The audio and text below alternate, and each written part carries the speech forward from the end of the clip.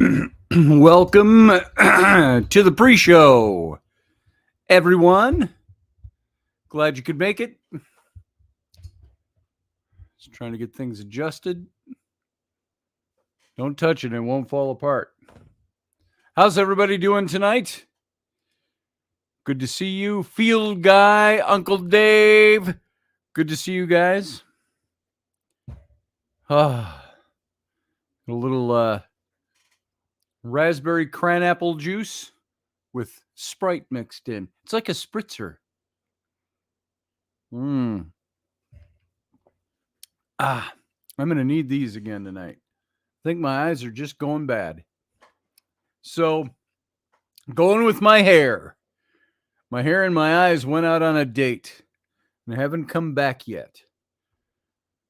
Hopefully, it's not a blind date. All right. We got about 2 minutes and we go live on the radio station. Let's see. Just going to make sure everything's in. There's that. There's that. Boom. We're good.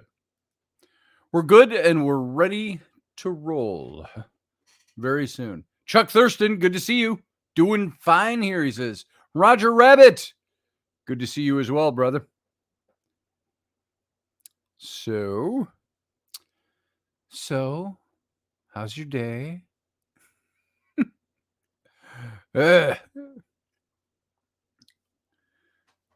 Just got cold again outside. I could live without the ice and cold, frankly.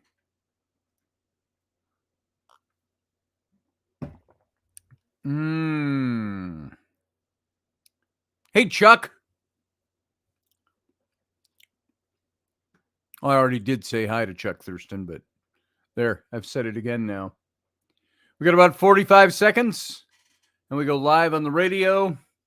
This is nothing to get excited about or write home about or shake a stick at. This is the pre-show. Just get excited with anticipation. Yeah, it's juice tonight. A George Dickel 15-year is what Chuck is drinking. Nice. All right, here's what we're going to do. Same thing as ever. I'm going to go dark. Sit tight. We'll be right back.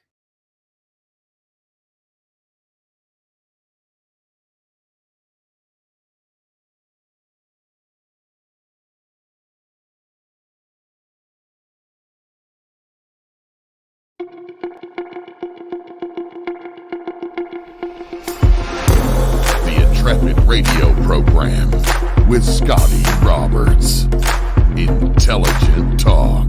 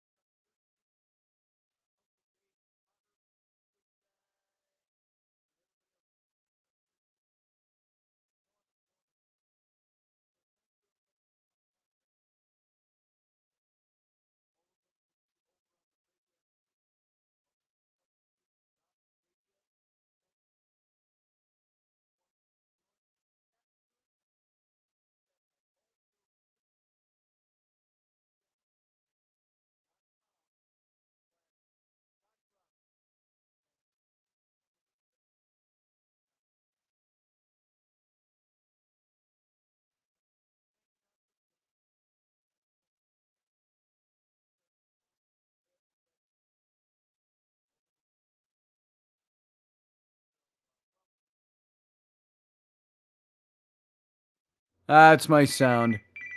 There you go. What do you know about that? It's my sound. And that's probably Uncle Dave or somebody calling me. Could be Roger Rabbit. You know, I've gotten to the place where I don't turn the sound down very often anymore, and that's how I've avoided forgetting to port it back up. So there it is. It's over on the soundboard. We're now up. Thank you, everyone. And I did have my glasses on, so I couldn't see if anybody was shouting at me. Your mic's not on. Your mic's not on. And I only have to do that. It's the same reason we're having trouble broadcasting and picking up Wendy on Robertson. It's that same interconnection there that is not working well. And we can't quite figure out why things aren't wired right when they all were not long ago. And so that's gotten me to the place where I turn off the sound again because I don't know what's picking up when we're playing the intros and so on. So anyway, thank you, everybody. Thanks for the alert that my mic was ported down. There goes how many minutes of the show? Well, about 2 minutes of the show. So let's carry on as if it didn't happen. This will be our little secret.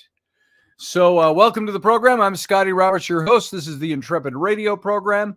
If you're listening over on the radio station, that is subspace.radio. And also, if you want to join the chat room, best chat room to come to is over on the YouTube channel. That's youtube.com/Scotty Roberts. And you can join the Intrepids that are already over there chatting away. If you're over on Facebook and picking up the stream over there, you may not see all the chatting that's going on over on the YouTube channel. So I would highly recommend, if you want, click on the link for the YouTube channel. Come on over, show your face, come on in. So Chuck Thurston said, I read lips. He just said a bad word. Yes, I did. Before I queued it up. I forgot to cue it, said Field Guy. So anyway, this is why I need a producer. I'm not a details man. So as you can tell. And I had a pretty good streak going there, I thought, where I was porting up my own sound. Now I've busted it the last couple of days. So thanks for being here. Thanks for coming in. And I appreciate your presence here, even on a Friday night when you could be out clubbing. You know, the last time I went clubbing, I had a buddy of mine that's he's a little younger than I am. And we had some there's no better way to say it than some beautiful women that we knew. And this was back before Rainey and I were even dating, but it was around the same time. So it was back in that early 2002, 2003 era. And all the girls wanted to go out clubbing, and they wanted my buddy and I to go with them. And so I said, well, I haven't been clubbing in 20 years. I was in my early 40s at this time. And so I said, I know what I'll wear. I put on my kilt and my fisherman's sweater, the big cable knit fisherman's sweater to go with my kilt socks, and my combat boots. That's what I wore to go clubbing. And of course, I was regimental. And you ask Dave Potter what regimental means. So that's how we went out clubbing.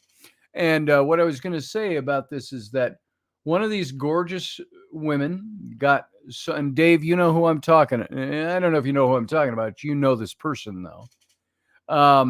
They were dancing away out on the dance floor, and she's drunk as a skunk, hammered, inebriated, playing the inebriate. And she starts, while she's dancing, she's got her eyes closed and her hands are in the and she starts throwing up, but it's just alcohol. So it's like clear. It's just, and she keeps dancing, and we're all like, clean up on dance floor one. And that's also the night there was a bachelorette party going on at this club.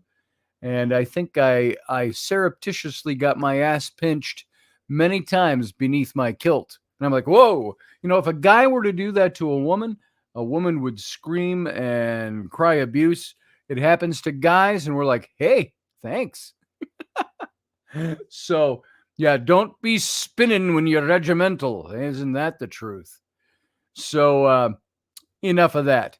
Let's move on. I've got a topic tonight. Tonight, Friday night is ghost night.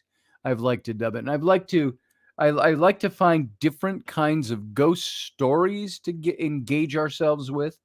Sometimes we can talk about technique and personal stories and ghost hunting and paranormal investigating and all of that.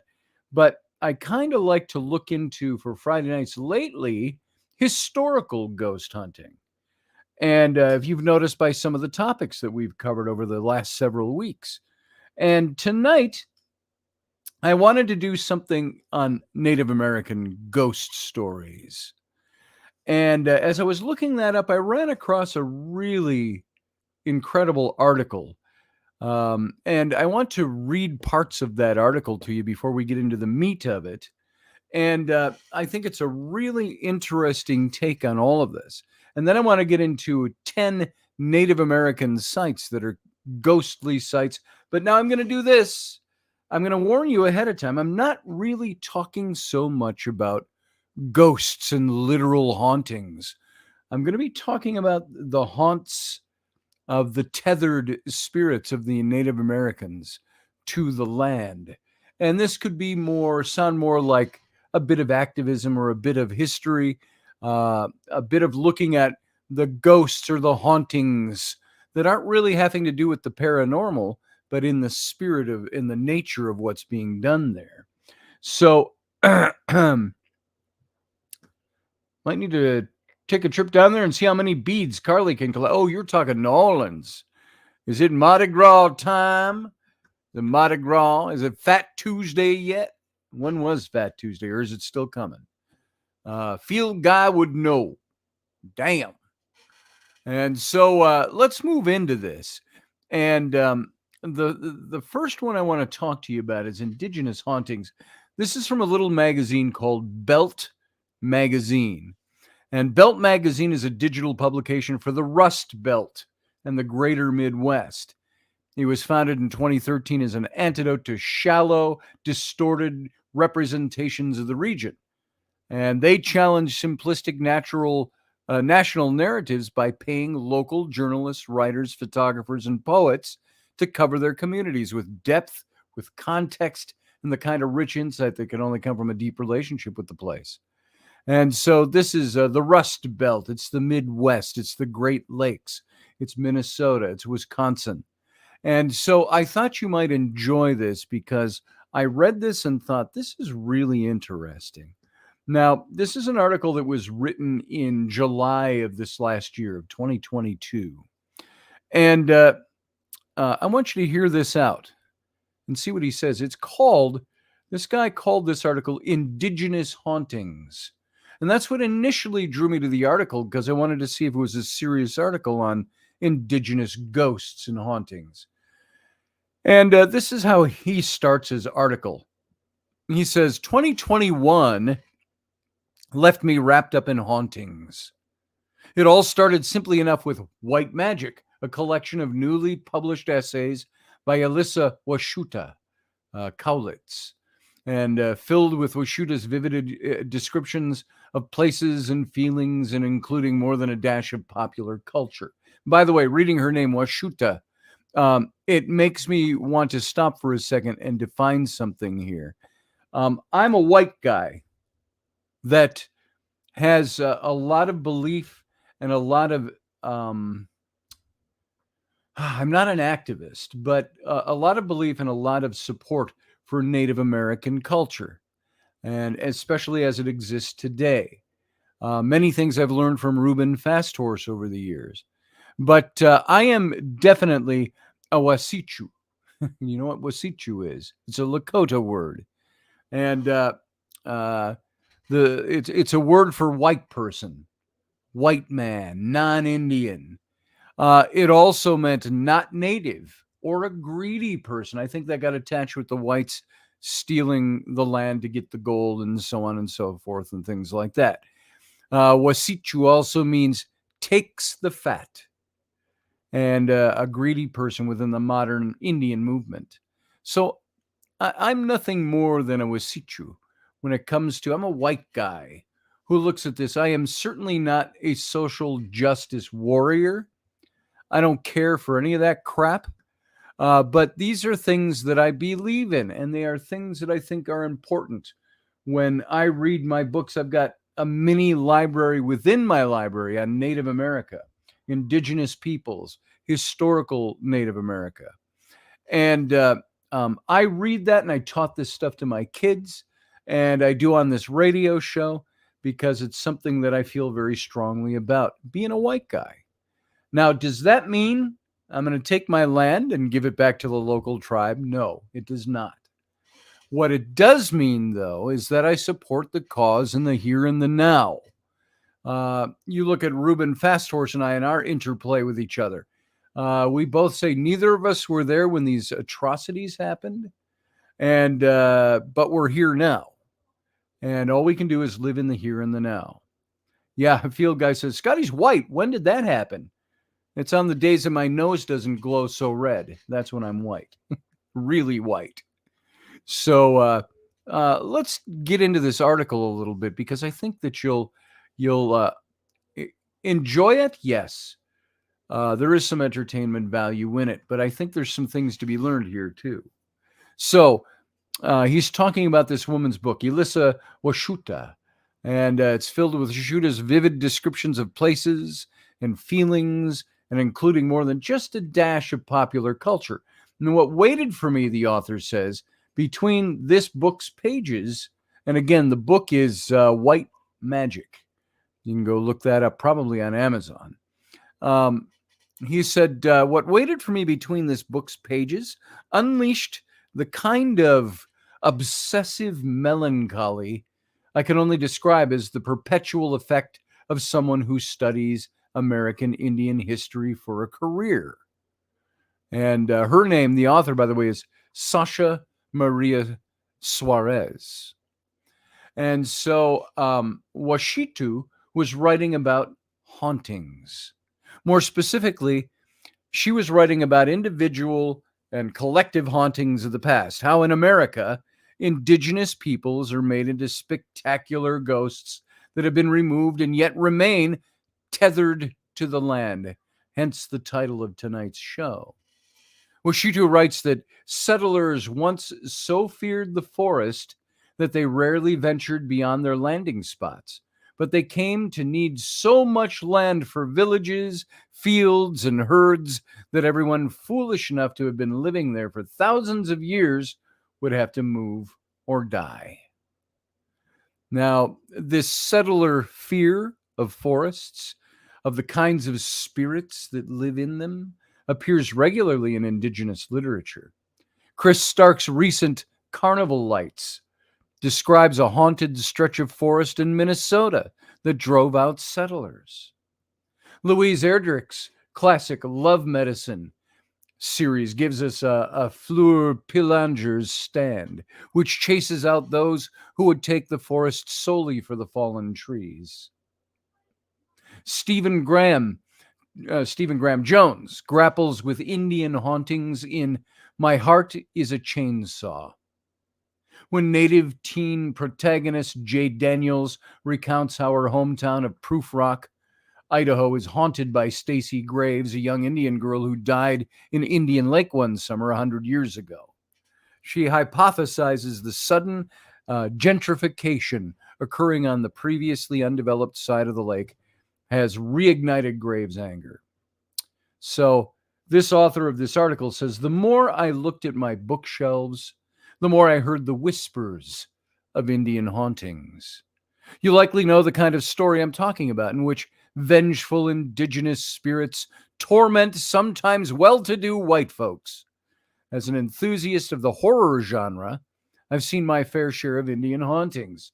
It's not particularly innovative to think about how indigeneity haunts American consciousness. Tropes.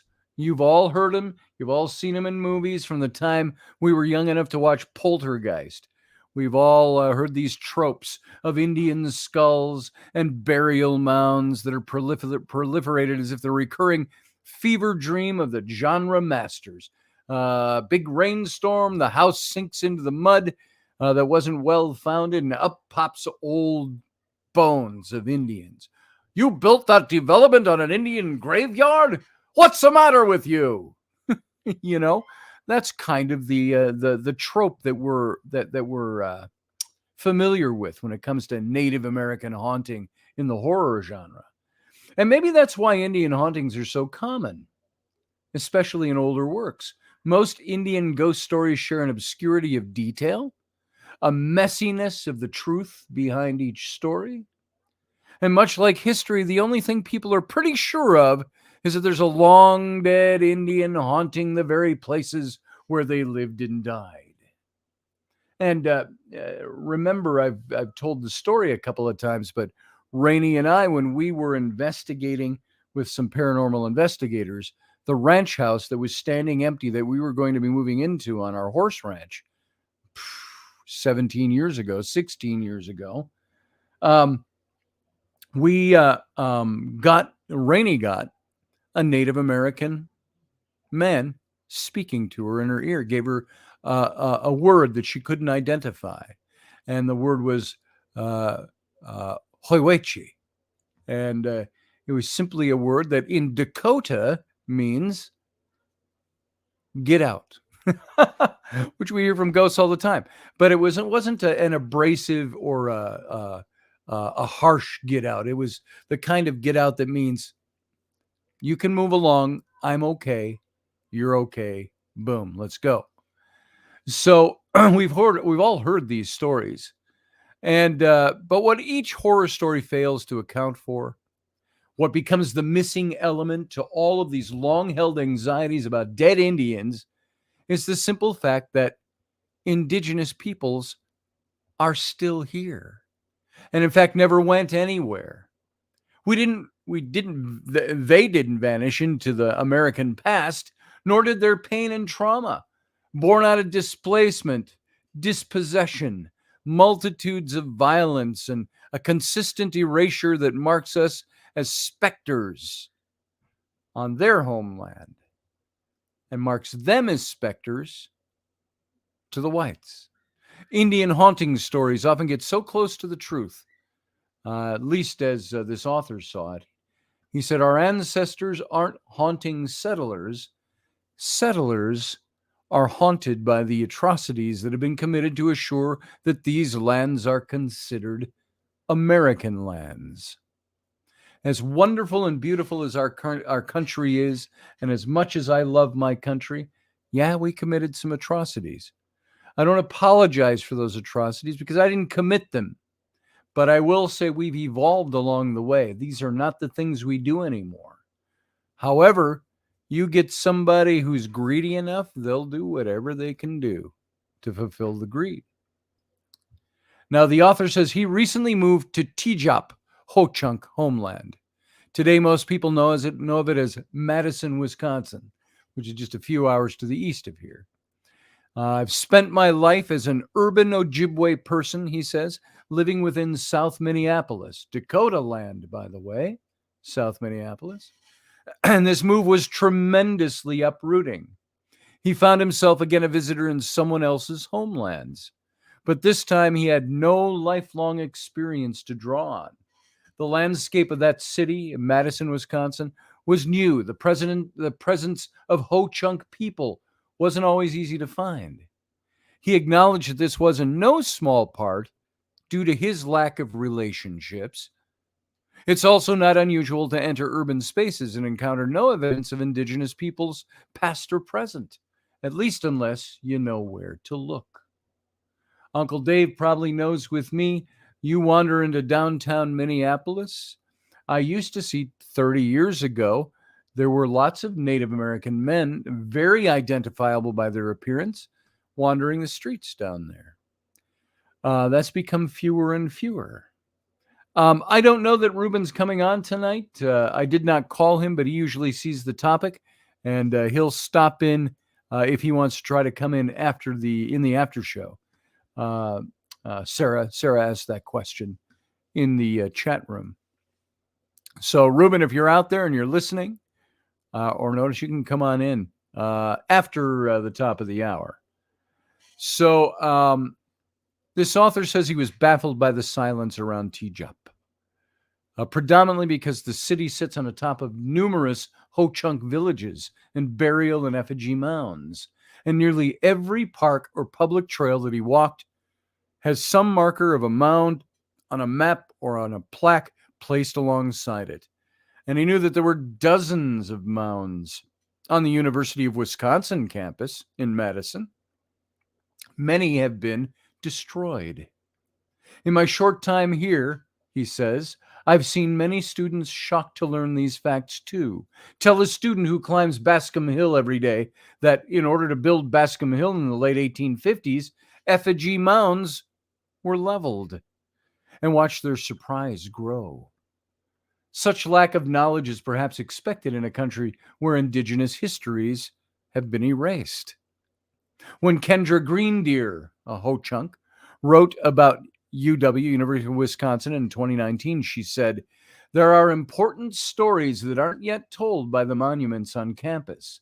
And these are stories that are still told exclusively from a settler perspective, referring to whites as the settlers. Still, it's profoundly jarring to move through a city, and I've been to Madison many times. Uncle Dave and I were there painting a mural on the walls of a Mexican cantina about a block and a half from the state capitol there. But that was back 6 years ago now. 6 years ago this week is when we were there, Uncle Dave. And not known when or where one might be reminded of the constant desecration of Ho-Chunk sacred sites. So such destruction, such erasure is juxtaposed with some of the most brutal reminders of removal and genocide in this region. Atop Bascom Hill on the UW campus, not far from a new heritage marker recognizing Ho-Chunk history and removal, is a statue of Abraham Lincoln that's presided over this high point of the campus since 1919.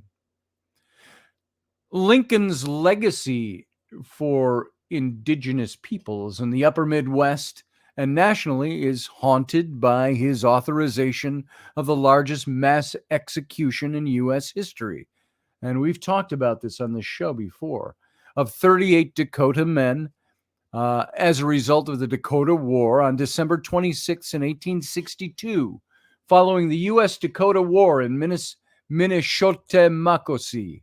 That's a Dakota homeland now, commonly recognized as the state of Minnesota.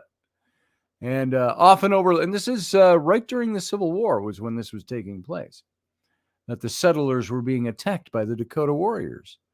And it was as many decades in the making as both the state of Minnesota and the federal government failed time and again to uphold or make good on treaty agreements. And after the war, the Dakota people were also interred, and we've talked about this before, interred at Fort Snelling before being legally and physically exiled from their homelands a year later in 1863. And so the Dakota War allowed the state of Minnesota to claim indigenous lands in its southern and western boundaries without the messiness of treaties, which were abrogated, or the responsibilities that accompany such legal agreements. So quite simply, through Dakota death and exile, the state of Minnesota realized a significant portion of itself as a settler state within the Union. So this history is something you have to contend with, and the author said, as an Ojibwe person, I have to contend with this, living in Dakota land. And yet non-Indigenous Midwesterners have, for the most part, exempted themselves from this reckoning and reaffirmed their right to ignore the very history that allows them to live there. And that's a daunting thing to deal with when you say, look, even Ruben and I, when we talk, we're not responsible for what happened, but there is that part of that that says, I live here because of atrocities committed by my government 150 plus years ago. So what if we reinterpret Indian hauntings as a nation grappling with its own violence, struggling against the tremendous grief created out of American settler colonialism? And by the way, I got to tell you, I didn't know a thing about this. I didn't learn a thing about this in school. It was my own research that led me to believe these things, even though in seventh grade social studies, the first year we had social studies, we learned something of the American Indian movement. I was 1972. I was a seventh grader in junior high school. And so, what if we attend to the ways Indigenous peoples, our histories, and our ongoing relationships to lands have been altered by American settlement? This is really moving stuff when you think about it. In October of 2021, Angela Two Stars, Sisseton Wapitan, Dakota, unveiled her new sculpture in the Walker Art Center in the Sculpture Garden in Minneapolis, a place best known for its iconic, the big spoon, the oversized spoon with the big cherries sitting on the end. You always see, if you look up Minneapolis skyline, you're always going to see a picture at the Walker of this gigantic 30-foot long teaspoon with a big, enormous cherry sitting on it.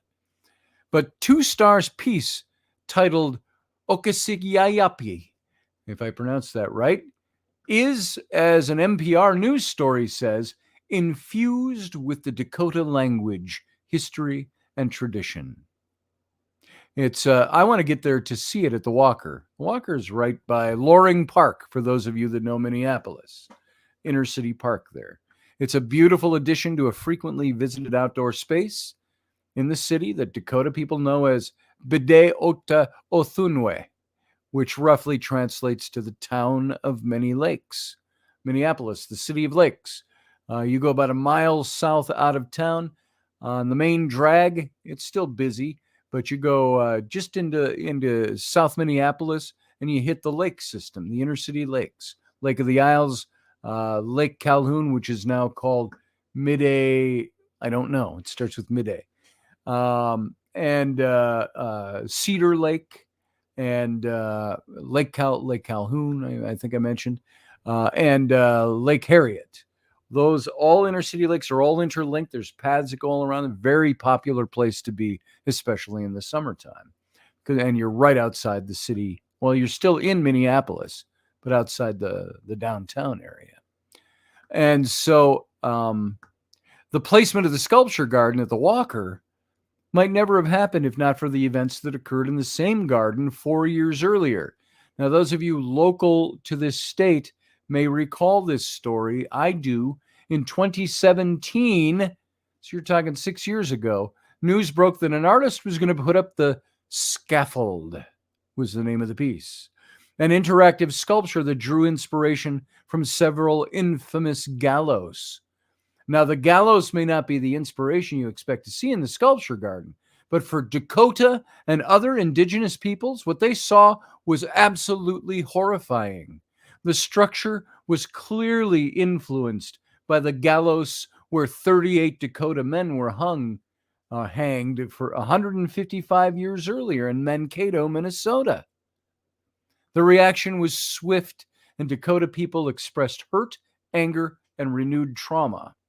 The public quickly learned that Dakota people had not been consulted at all about the project, and the idea of such a symbol being placed in a garden on lands that have been Dakota since time immemorial was unconscionable and intolerable for many, many in the Dakota tribe. So you might be able to say it's just a piece of art, move on, live with it, but there was genuine, deep anger and hurt that was attached to this piece going up.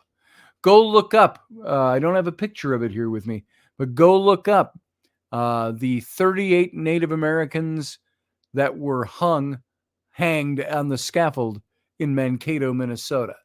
And you'll see, start getting a picture too of what the actual thing looked like. So let's move on here. Hold on. I'm having announcements popping up in front of my face. So let me get back to where I was. All right. Protests ensued over this scaffold. Little more than a week later, the artist and the Walker announced that they'd be dismantling the sculpture and donate it to the Dakota community. which in turn decided it would be burned in a ceremony. Boom, there it is. So non-Indigenous public opinion might be that this instance of violence has to be rectified. And perhaps to an extent it has been.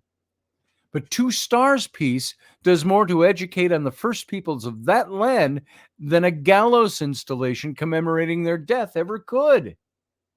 And yet the memories of that ordeal remind us that non-Indigenous Minneapolitans rarely confront the violent, even genocidal histories of the places that they inhabit, the streets we walk on, the parks we enjoy. There's a bloody history to it all, and it ain't that far back. I'm aware that Indigenous peoples haunt the settler colonial American mind. The author says, I've been less attentive to the ways that we, too, are haunted. As an Ojibwe person, I've become used to the hauntings. I've been the apparition made visible in classrooms as the only Indigenous person. I've been the staunch voice interjecting in American history classrooms. I've walked landscapes where settler colonialism strips our presence from the land and leaves barely recognizable Indian place names. But why do Indigenous place names matter in the first place? Why do you think? Histories are wrapped up in traumas and dislocations. The history of humanity, frankly, is the history of war and bloodshed, displacement. Sometimes our mouths struggle to make double vowels and strong consonants into the properly conjugated verbs that the first language elders speak fluently, that Reuben Fasthorse has a pretty good handle on. Sometimes Anishinaabe names have been lost, and parents can't fully bridge the gaps between ancestors and us. Sometimes we cross Gitche Zimbig during drought and remember the threat to her currents from Enbridge's Line 3 just a bit further north. Maria Yellow Horse Braveheart, Oglala Lakota, defines historical trauma as the cumulative emotional and psychological wounding over the lifespan and actions and across generations, emanating from massive group trauma experiences. This wounding, which Yellow Horse Braveheart, this wounding, which she connects to historical unresolved grief, is something nearly every Indigenous person experiences to one extent or another. I don't think I would be telling any tales I shouldn't tell, but there was a night where I got a call from Reuben Fasthorse very late in the night. I was sleeping already, and he called my phone, and I didn't hear it ring. And he left a message, and he was crying, and he said, "Some days, Misu," he calls me, or a Chia, his older brother. He says, "Sometimes, older brother," he says, I am overwhelmed and overtaken by a deep grief about what happened to my people." And he says, I don't live in it. I don't dwell there. He says, but sometimes it surfaces, and it's very difficult, and it grips me. And he cried. And he said, call me when you have a chance. And I tried to call him for a couple of days before we got together. We talked about it a little bit. But this wounding, which Yellow Horse connects to historical unresolved grief, is something nearly every Indigenous person experiences. Historical trauma persists across generations, which often means we walk through grief regularly, the author says. We carry it. The grief of boarding schools, land theft, resource extraction, and ceremonial desecration of massacres of sexual violence. By the way, if you like Yellowstone and you've watched that series, kept up to date on it, if you watched the prequel series 1883, which was incredible, And now they've got, of course, 1923, an in-between prequel series with Harrison Ford playing one of the early Duttons in 1923, owning the ranch, and what's her name? Why is she Helen Mirren playing his wife? Very moving. And there are scenes that keep cutting to some of the other storylines, and one of them is of Lakota women or Native American women that are in the schools run by the nuns in the Catholic Church. And it's just heartbreaking when you think about it. These things kept happening. This was 1923, and it was still happening 100 years ago. But these traumas haunt Indigenous peoples in the lands now recognized as the United States. Nearly every day can offer small or large reminders. Now, I don't say this to bury the tremendous amounts of Indigenous joy and love, survival, and fierce continuance. Rather, it's simply a symptom of living in a country that expects its Indians to be long gone or to behave on their reservations. We carry our hauntings with us, the author says, with the constant possibility that we will remember as we walk our dogs or ride bikes or sit in classrooms. This can be its own horror story, one that inverts the very trope of an Indian haunting. It's also a story that Indigenous peoples continue to try to rewrite in the hopes of a different, more healed future for themselves. Our tribal nations, he says, or she says, and communities and the future generations. Leanne Beta here, let me pronounce this better. Leanne Beta Samasake Simpson. Her name is Michi Saigeg Nishinabe. There you go. There's a mouthful. Has written that Indigenous resurgence is so much more than cultural revitalization and is based in community practices of nationhood that facilitate radical transformation. For Simpson and other Indigenous theorists, resurgence offers an Indigenous centering in a way that doesn't simply replicate settler colonialism.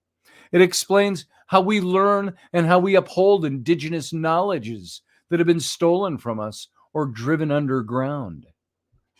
We can return, she says, reconnect and reaffirm those connections to all creations in a way that makes us all whole.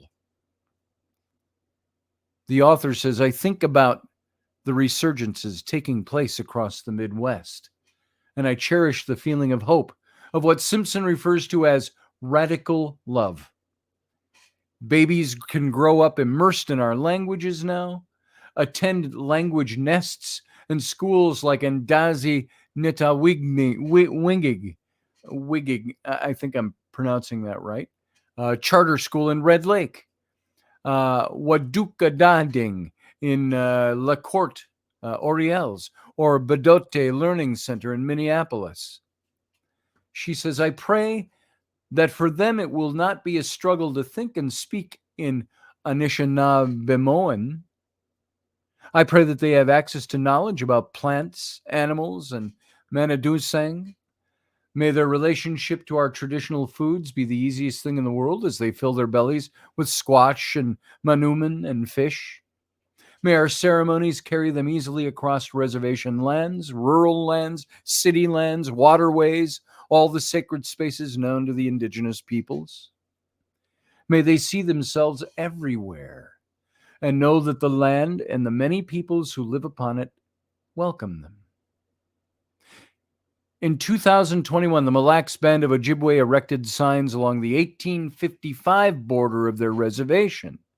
And these signs read, Mississaugas, Ianing, Mille Lacs Reservation. This is where I go. Every time I drive up to Andy Dabbs, when I hang out up in the North Woods, I go right through the Mille Lacs Reservation up there. And it was established in 1855 treaty. It's increasingly common to see indigenous languages on the signs near the reservation lands. It's a reminder of Ishkonigan, the leftover land ancestors fought for despite the incredible violence. For Malak, these signs articulate Ojibwe presence on the lands they were determined to remain in. Despite 19th century attempts to forcibly remove them to White Earth Reservation. And by the way, when I wrote that article telling you that about 30 years ago I was in an argument with my in-laws, my brothers-in-laws, over angling rights, it was all on the Mille Lacs Lake, which you can see from an aerial map of Minnesota. It's that big lake right in the middle of the state. But it's a reminder. I'm sorry, I jumped back where I was reading. The lands of the Mille Lacs have seen fire. They've seen blood. They've seen theft. The waters of Mississauga's Inigran have seen white Minnesotans balk and scream about Ojibwe fishing rights. There it is. These very signs I've described here directly counter Mille Lacs County's own recent legal argument that, quote, the reservation had been disestablished or diminished, unquote, since its establishment in 1855. So what do Ojibwe signs asserting tribal sovereignty and land claims mean in the context of ongoing conflict with the settler population of the region? That's a big question. And a lot of the anglers that were fighting for fishing rights there, they were arguing that, well, there's nobody there. It's a full blood anymore. So the treaty doesn't matter. So once again, they were trying to find ways to work around the treaty. So look at Ohio's indigenous landscapes. A sign may seem paltry, mere gesture when erected by settlers, mere reminder when erected by indigenous peoples. But signs like those at Mille Lacs are doing the work of remembering. Remember who you are. Indigenous presence exists.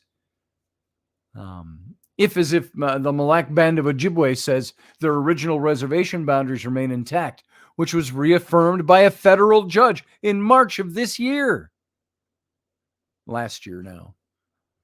Then signage denoting Ojibwe lands not only reinforces tribal sovereignty, but reminds non-native residents and visitors of Mille Lacs County that Ojibwe people belong to these lands and that they have and will continue to maintain sovereign relationships with the land. This is perhaps a haunting for settler populations who would rather honor and remember native peoples through name only, or distant ephemeral representations of indigeneity. But the truth is, we're not just spectators in an American landscape, and neither are the Native American peoples. And these landscapes hold vibrant multitudes, alive in every way conceivable. These signs are indigenous peoples saying, look at us. Look at what's been done to us and how we continue to not only survive, but thrive. We are not ghosts, is what they're saying.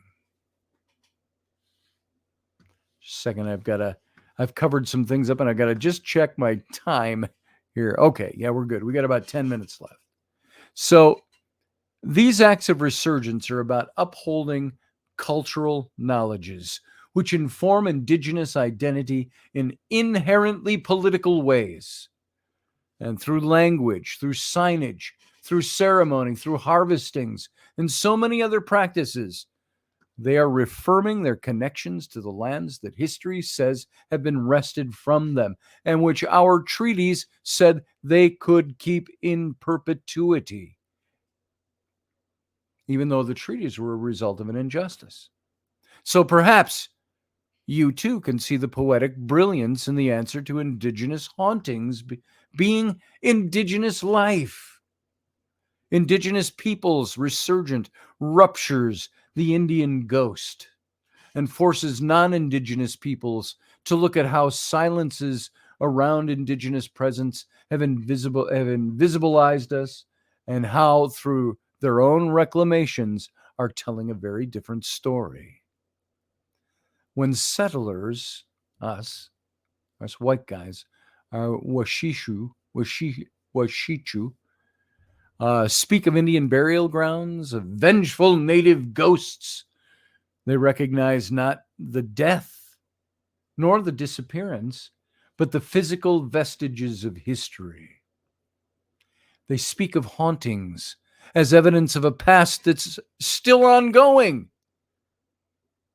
Their continued presence, their refusal to slip into tales of lore haunts their own belonging to these lands and exposes the violence that had been carried out and rearticulated year after year in many different forms over the last 155 years.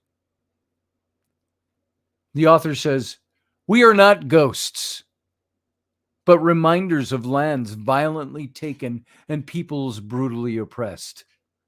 We're not specters, but brilliant, vibrant reminders that settler colonialism failed.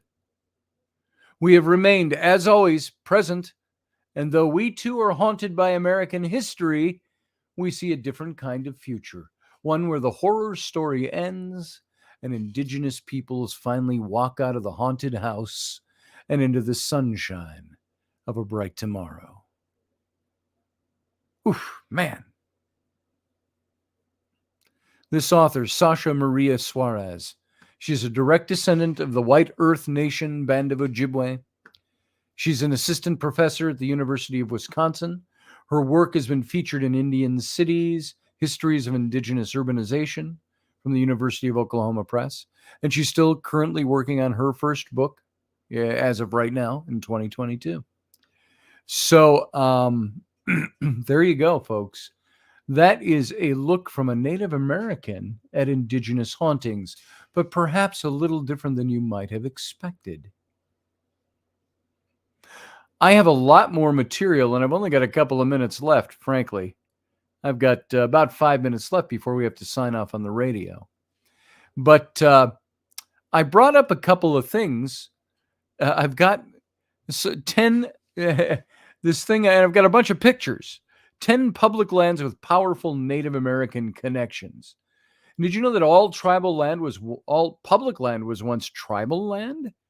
From the Seminole people of the Everglades, the Athabascans who gave Denali its name, Native Americans who have a connection to every national park, wildlife refuge, and wilderness across the country.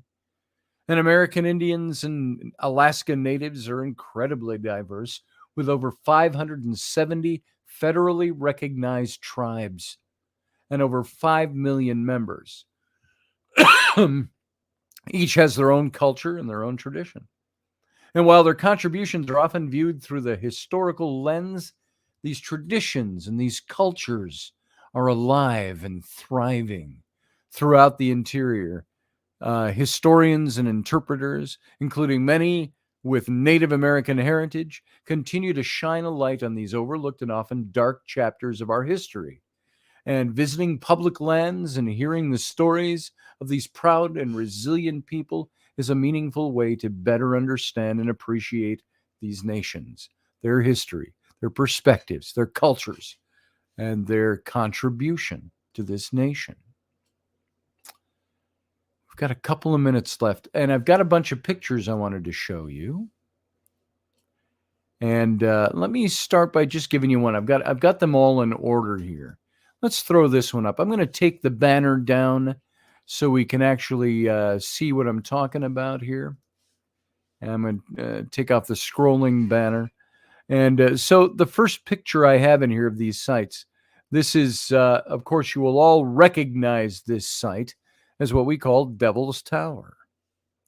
And Devil's Tower is a striking geologic formation. It's a mighty volcanic throne rising above the Wyoming prairie, cut with deep vertical cracks, and visitors often say it resembles a gigantic tree stump. You can go to, if Mandy Moo over in Australia is listening tonight, she showed me a bunch of pictures of when she went into the outback and was finding these huge rifts that looked like gigantic trees that had been cut down. So tribes in the area developed their own origin stories for the monolith. And the myths and the legends and the oral histories for Devil's Tower are how the Northern Plains tribes defined this natural wonder and passed down their traditions. And by the way, there's nothing else like it around there, anywhere. It's a lone sole geographical mark. Through oral tradition and storytelling, Native Americans have kept their history alive, taught culture and heritage to new generations, and underscored religious and moral beliefs. The Arapaho, the Cheyenne, the Kiowa, the Lakota nations all have many creation stories for this iconic monument. And the Crow story is one of the most often shared at the park. I've got a picture of that and only a couple of minutes to go in the show. Let's throw this up. This is from their story. And their story talks of, as you can see, this gigantic bear. The Crow story tells of a group of crows camped at Bear's house, a place where many bears and one giant bear lived. Two girls were playing on nearby rocks when the large bear started methodically creeping toward the girls, thinking he found a tasty afternoon morsel. By the time one of the girls looked up and saw the enormous bear, the only way to escape was climbing up the rocks on which they were playing. And up they went as fast as they could, but they couldn't outpace the bear.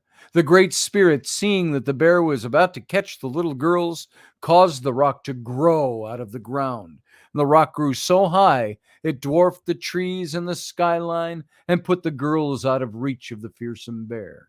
As the giant bear tried to jump to the top of the tower, it missed and scratched the rock on his way down, resulting in the long, deep grooves that you see there today.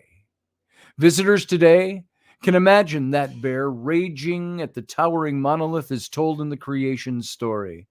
They can also learn how the monument continues to be important to the area tribes.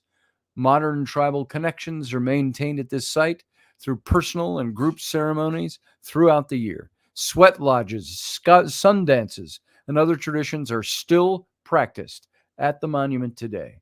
And prayer offerings, colorful cloth bundles that hold medicinal herbs are placed near the tower and can be seen along the park's trails. As with many religious ceremonies, they are private to the individual or group. So don't touch or disturb any of those things when you see them there. Folks, that's all the time we got on the radio. So we got to get out of here over on the radio station. I want to thank you all for being here tonight over on the radio. I'm going to remove this graphic. And to you guys, I'm going to say goodnight. To the rest of you, stick around in the chat room on the YouTube channel. So for now, live long and prosper.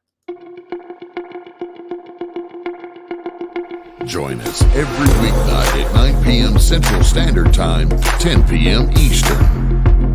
The Intrepid radio program, a Scotty Roberts Productions broadcast.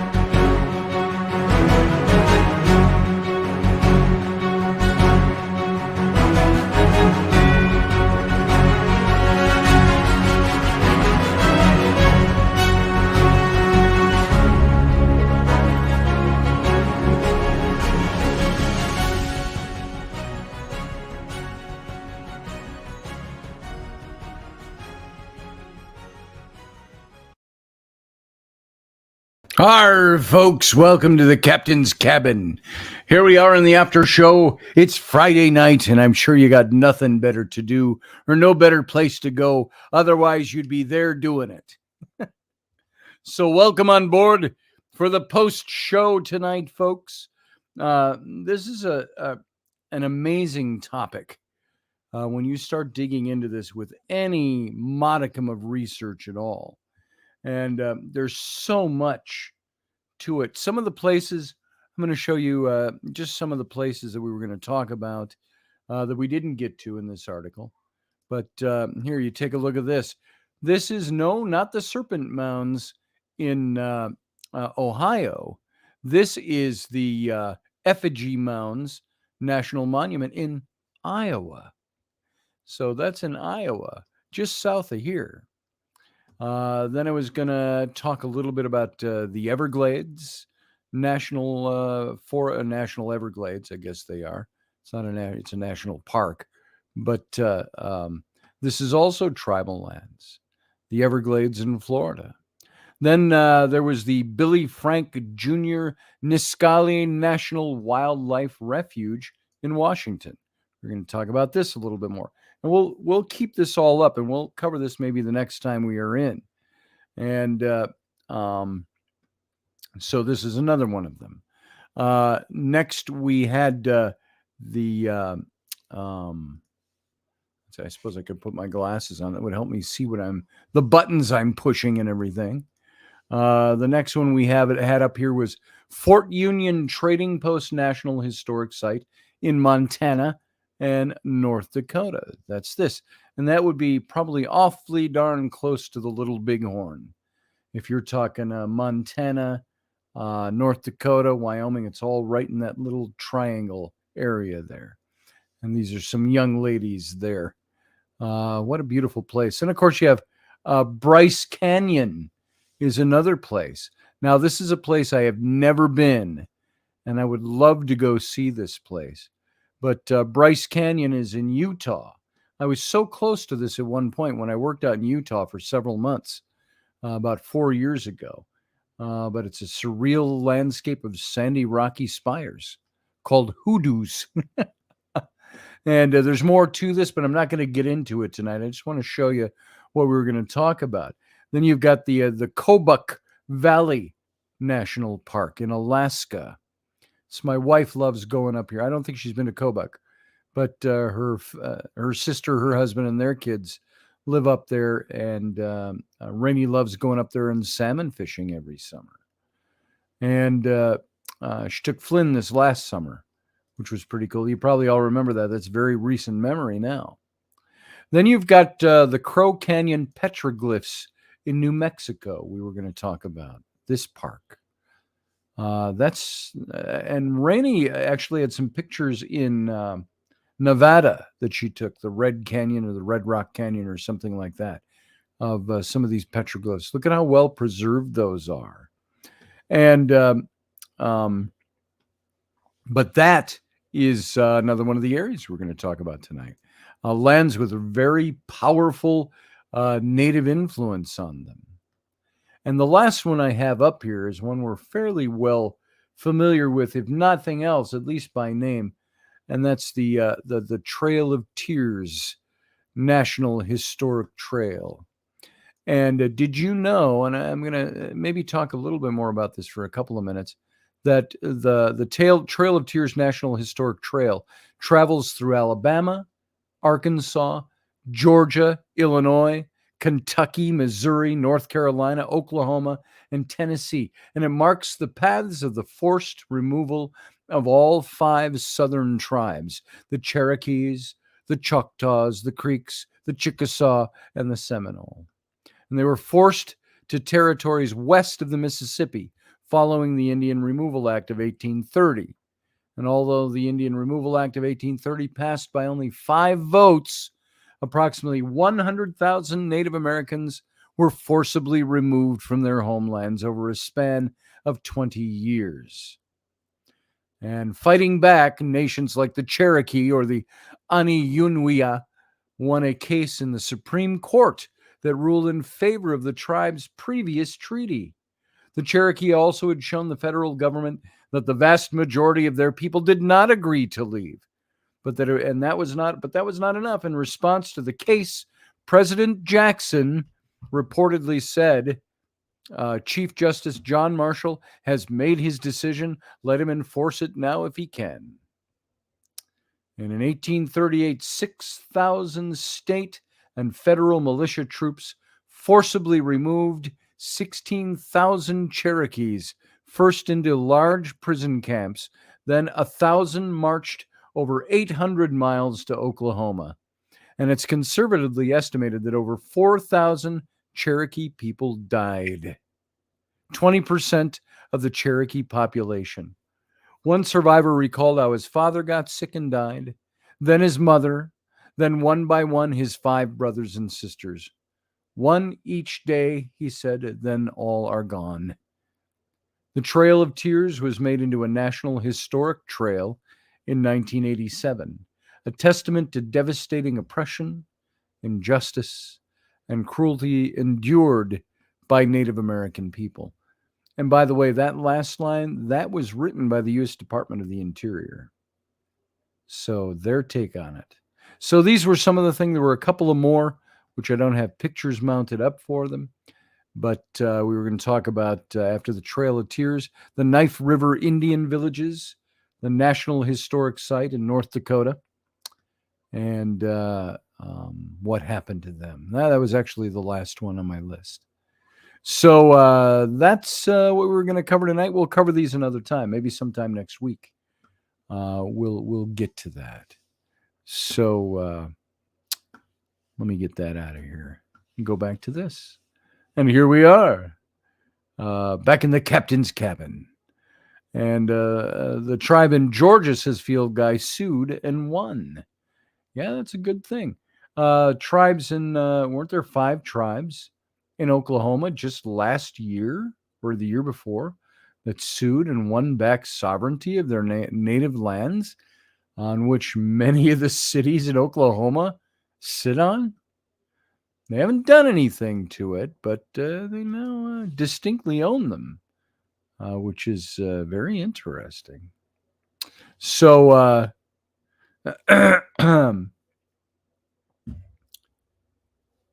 let's see. What are you guys talking about? The Speaker of the House? Oh my God, McCarthy is 1 vote short, says David Potter. He has to convince one of the 2 people that voted president to vote for him in order to win. And he has to have a majority of the votes. That's why this keeps getting done over and over again. So Field Guy says, notice the Indians here stayed here.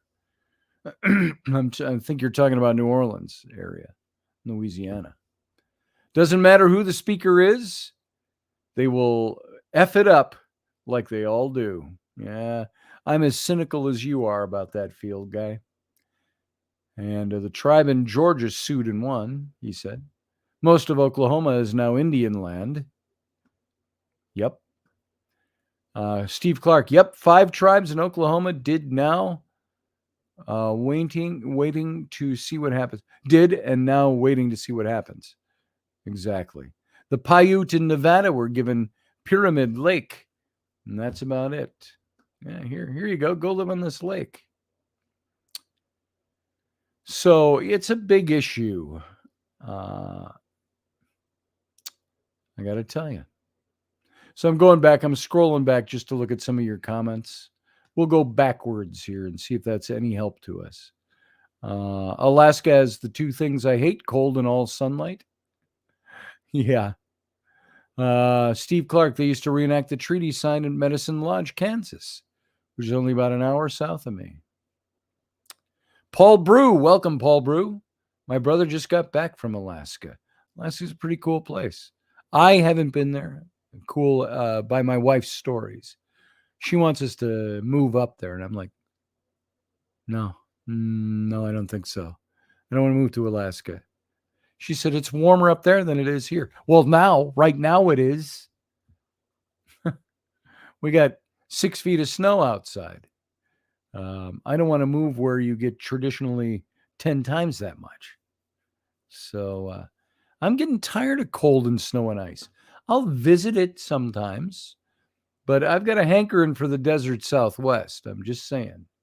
I think we're going to have to pack up the truck and move to New Mexico. So Dave Potter says, Uncle Dave says, Bill Gates is not a representative in Congress. No, he is not. And he can stick it. Well, I think we finally have a new Speaker of the House, says Dave. Did McCarthy pull it off? Oh, Representative Gates was voted president. Oh, Gates, Gatez, folks, not Bill Gates. Yeah, Gates, I think, would be a good. It's about time. I think McCarthy needed to withdraw because it just wasn't going in his favor. You know what? Don't push it. And Gates stood hard against McCarthy because he believed McCarthy was going to fuck things up. So if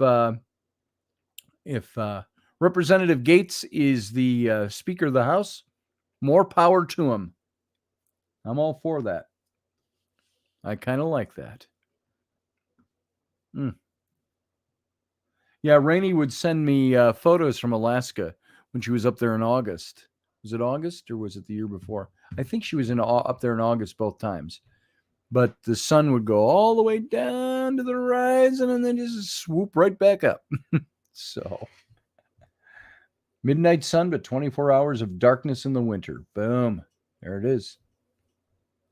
Like that vampire movie, 30 Days of Dark. Sadly, I agree with that no good comes out of our Congress. Man.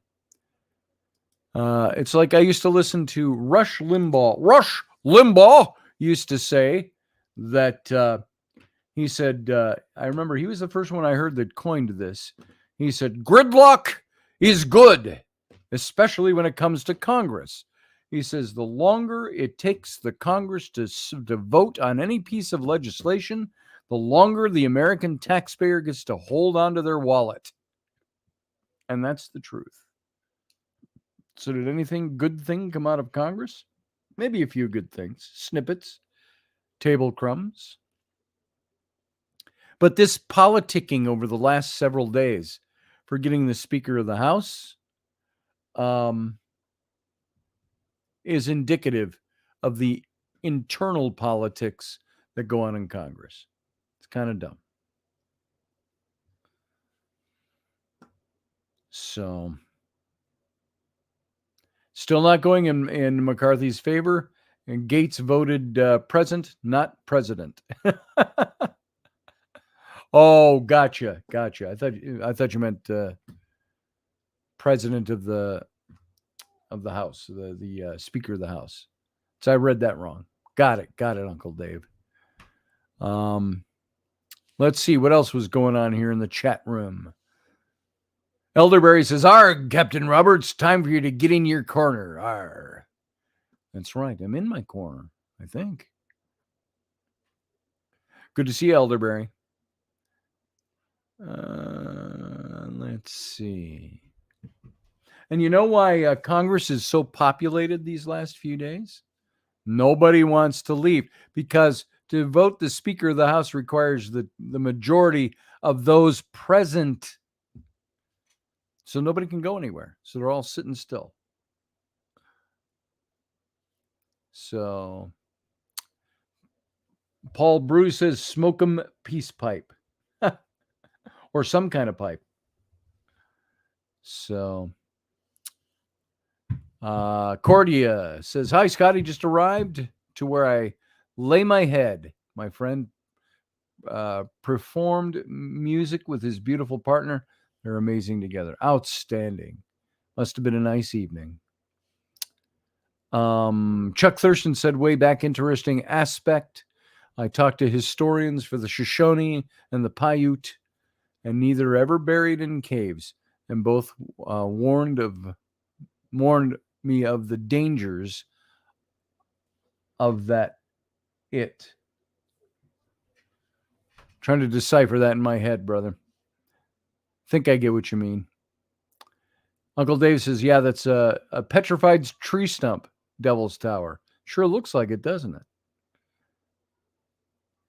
Look up places in Australia. Or talk to Mandy Moo about it. I haven't seen her here for a long time. But I talk to her every now and then. So maybe she'll come in and talk with us about that one of these days. Let's see.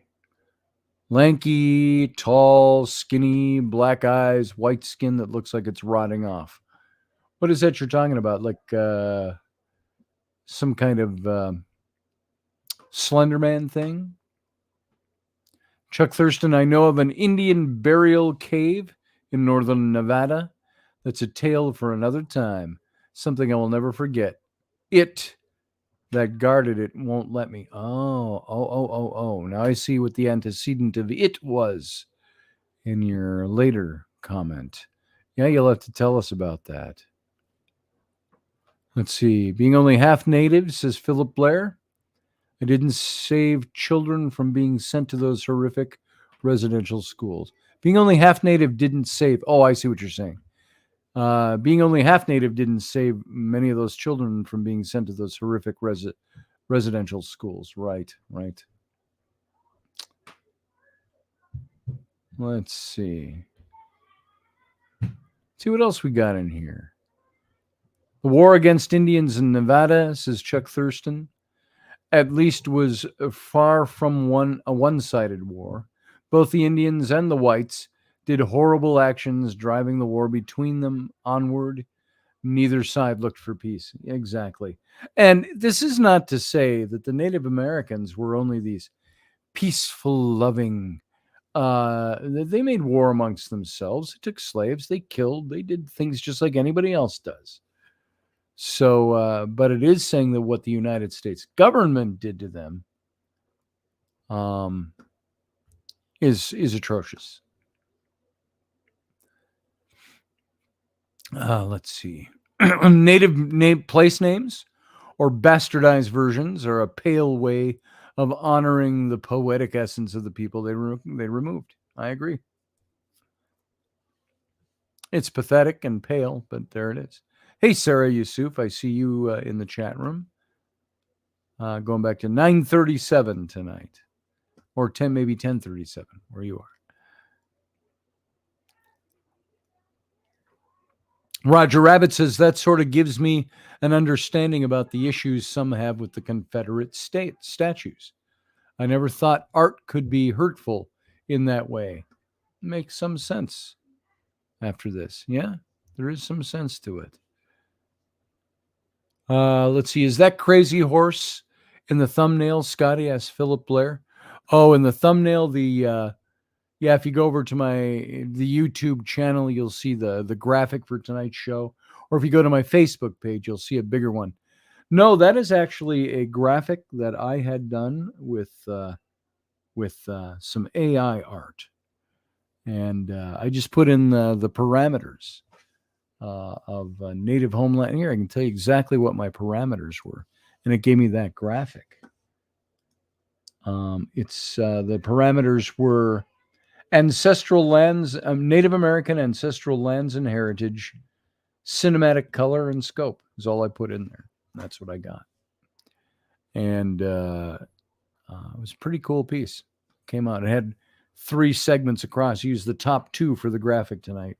The under one was the mountains and the prairies down below, done in an art style, which was very cool. So there's that. Delaney Pearl Jones was here at some point. Let's see. What else we got? Who else we got?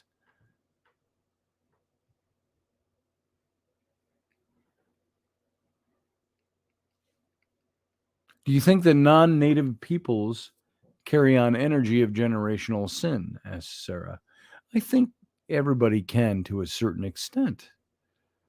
Generational sin. Maybe we create our own, but if there is generational sin, then would we whites then be responsible for paying reparations to Native Americans or blacks or anybody like that? I believe in personal responsibility, individual responsibility. So I've never quite been, I say I believe that there is genetic memory. We all have genetic memory to a certain extent. That's a very supernatural thing, if you will. But do we have genetic responsibility for atrocities committed?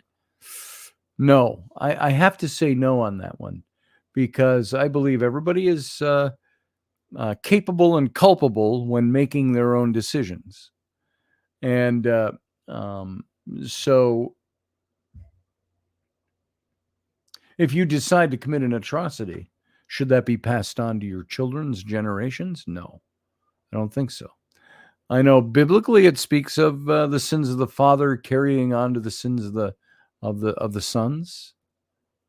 But I believe that those are regarding unbroken chains. I believe that that has fully to do with committing the same types of sins and not remedying the problem, not remedying the individual heart. That's when the sins of the father carry on. That's my understanding of that. Uncle Dave said, and yet, if you own private land and have a mound on that land, you cannot even have a proper archaeological dig done. Someone could come down and put a parking lot there, but you can't get archaeology done. Yeah, exactly. In this country, I like Great Britain's, England's take, all of Great Britain. I like their take. If you discover something on your land, the historical trust steps right in, and you can't do anything with that stuff until they give you a pass on it. So we got some new comments down there. The call in the link. Let's see what link you're trying to pass on. Uncle Dave's just been blocked. From who? The link has been removed from your page. You need to post it so that people can call in unless you don't want us to call it. The link's been removed from my page? Uncle Dave, are you saying, am I only getting partial context here? I see it right here. It's on my page. The link is there. And you can click on it. So if that's what you're talking about, let's see. Pretty much 8-foot skeleton, Wendigo without antlers. Oh, there you go. That's what that creepy thing was. Thing in a burial cave. I found it. It wasn't happy. So you encountered this? You saw this physically, Chuck? That's extraordinary. Post what link, Uncle Dave? The link is over on my Facebook page that I can see. Did I not include it in the original post, are you saying? Let's see. I've got call into the studio line. And I've got Friday's live YouTube link in there. So, yeah, I think they're both there. Let me click on this link and see what it does. I'm just curious now. Yeah, it connects with the broadcast. So, there you are. That link is live. On my YouTube, when I go to the link to call in, there's not a link there. It's just a bunch of stars. What? When you go to the link to call in, or just the call in link, that's a StreamYard link. It's not a YouTube link. Let me look at the YouTube link. Let me just see, because I thought it was playing at one point tonight. Let's see what we got. So, moving on with this. In most cases, you need to wait several weeks before casting any kind of binding spell. explore all other. That's going to the spell, isn't it? Oh, that's weird. For instance, in the case of a school. Hold on, something is afoot. I wonder if that got somehow completely overlooked. If I go here and I go to tonight's show, if I go here and I go to, and I grab the link there. See, where is it? It's right there. Let me copy that link. Boy, I hope nobody had a hard time getting in here tonight. So if I edit that post, bada bing, bada boom.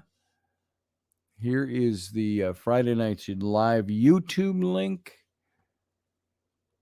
Whew, I hope that's it. There you go. Save it. I'm just going to see if it gets us there now. Boom. Yep, there it is. I'm just going to see if it gets us there now. Bada bing, bada boom. There it is. It's fixed. It's fixed. Now that we're this far into the show. So the call-in link is a StreamYard link. And that should get you here. Let me copy it out of the post. And I'll post it into the chat room right now. Here's what I have. Try that link. See what the invite link is. The invite link is different. That's interesting. What happened there? That second link I posted just now is the invite into StreamYard. Aha. I don't know what happened there. Something got really screwed up on that tonight because the call into the studio line has the YouTube link. Well, I think I will just, for anybody in the next half an hour that sees that and wants to try to get in, boom, there it is. Everything was off tonight. Don't know what happened there, but that's fixed now. Boom. Oh, there's Sarah. Let's bring in Sarah. Hi, Sarah. Hey, Scotty. How you doing? Well, finally was able to get in. It sounds like because it was cycling. It was taking me to the YouTube page. It wasn't taking me to That's weird. I somehow pasted the wrong link in there. So, well, that's really odd. Hey, Uncle Dave. Hey.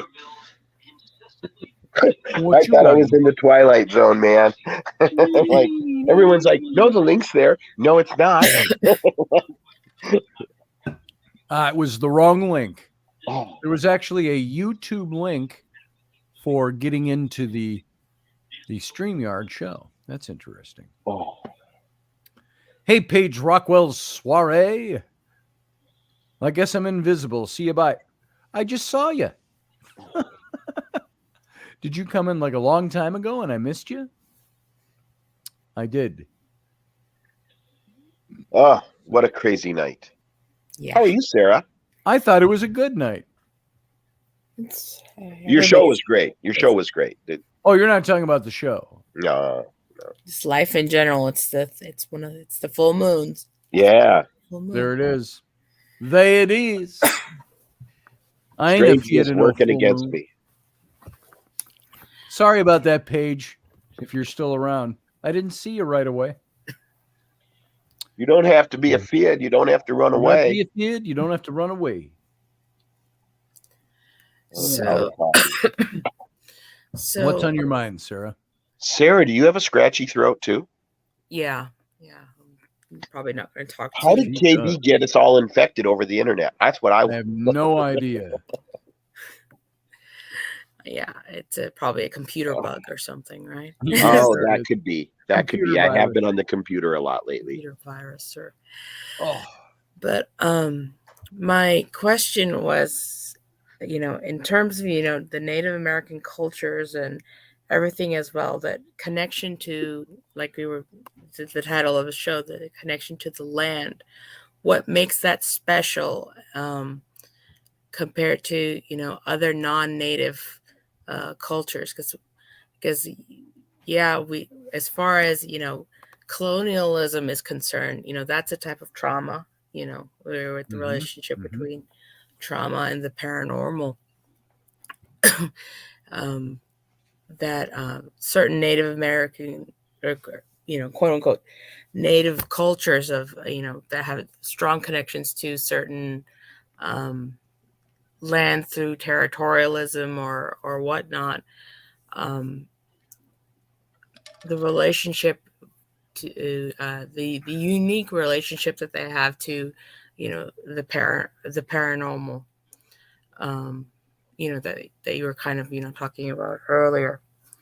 Because even if you go even earlier, do we have, or do we not recognize even older human cultures, were like cave people cultures, as opposed to cultures that are more tribal, more that travel around, through whatever diaspora, whatever human diaspora from wherever that people that most people originate from.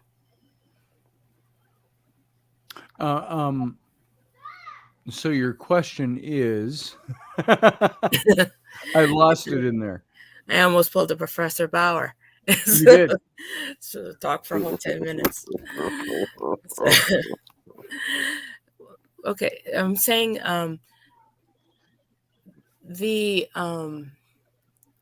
where does there? Are you talking about the connection to the land and what taking the clan ownership comes of from? land? Because ultimately, all human cultures, they're people that are moving into spaces, right?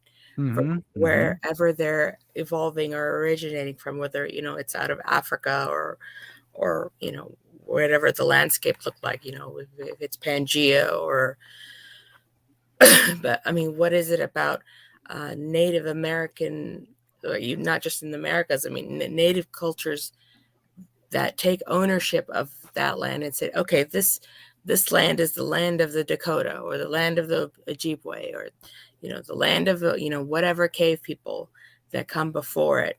Where is that ownership coming from, and how it relates to the paranormal? Well, I think they would say, at least they used to say, no one owns the land. We do not own the land. We are on the land. The land is. It's the earth is. No one actually owns it. It will be here long after we're gone. It was here long before we came.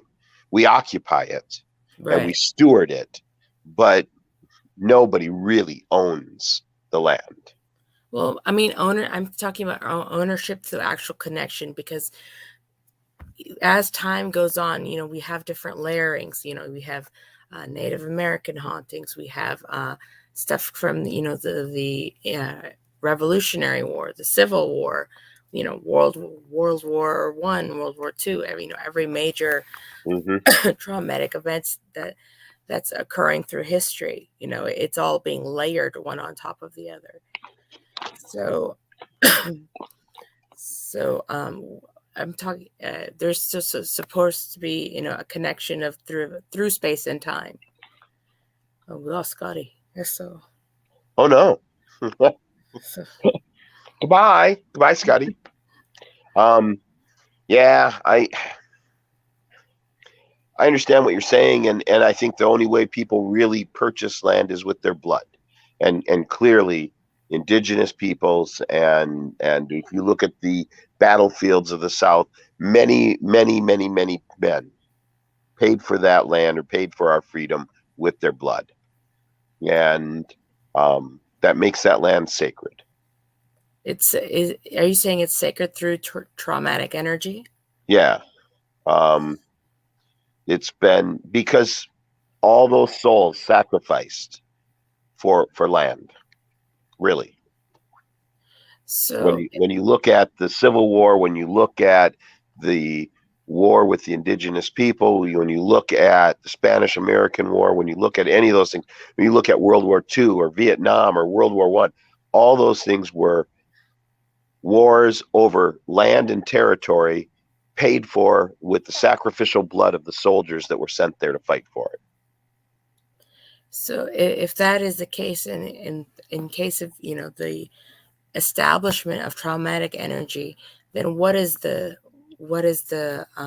antithesis of that? What's the not the cure, but I mean, what is the first step is always going to be acknowledgement, that this happened, and then True.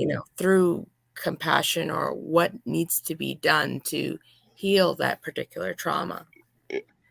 I think that you can bless and praise and do all that kind of stuff to ritually cleanse the evil from that, but you can't undo the sacrifice of those souls that they've done.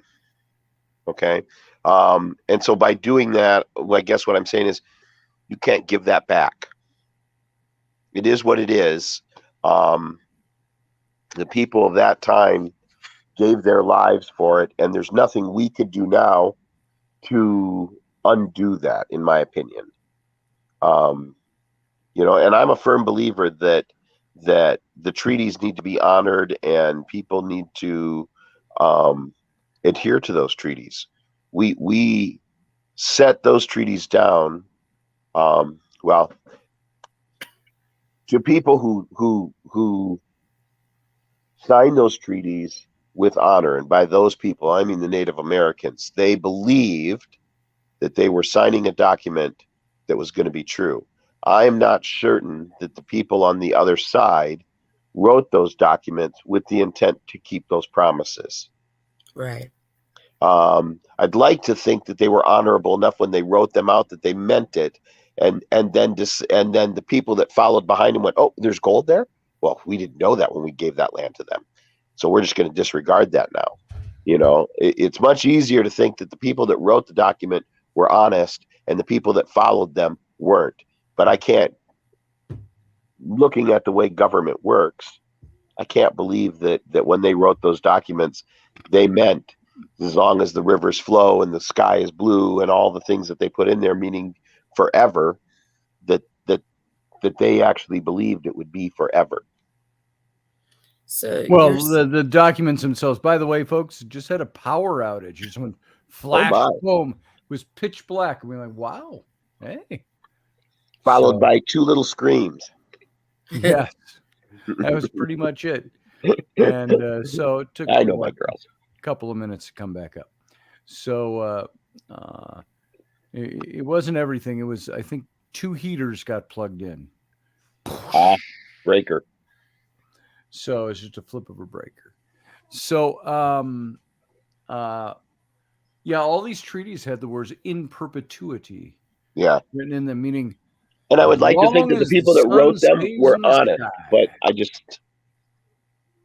I know that the people that signed them believed that they were doing an honorable thing for their people. But there were. When I say the people, I mean the Native Americans. They believed that this was going to be carried out and that they were doing the right thing for their people. Oh, there were some that believed that because they operated under, if you give your word, I'm going to believe your word.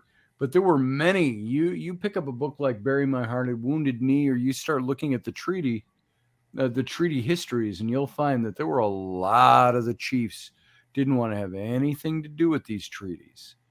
They did not trust the whites, but they signed their name honorably. They intended to uphold their end of the deal. Oh, they intended to uphold their end. Yeah, that's what I'm saying. That when they signed with honesty and the intent that we'll uphold this.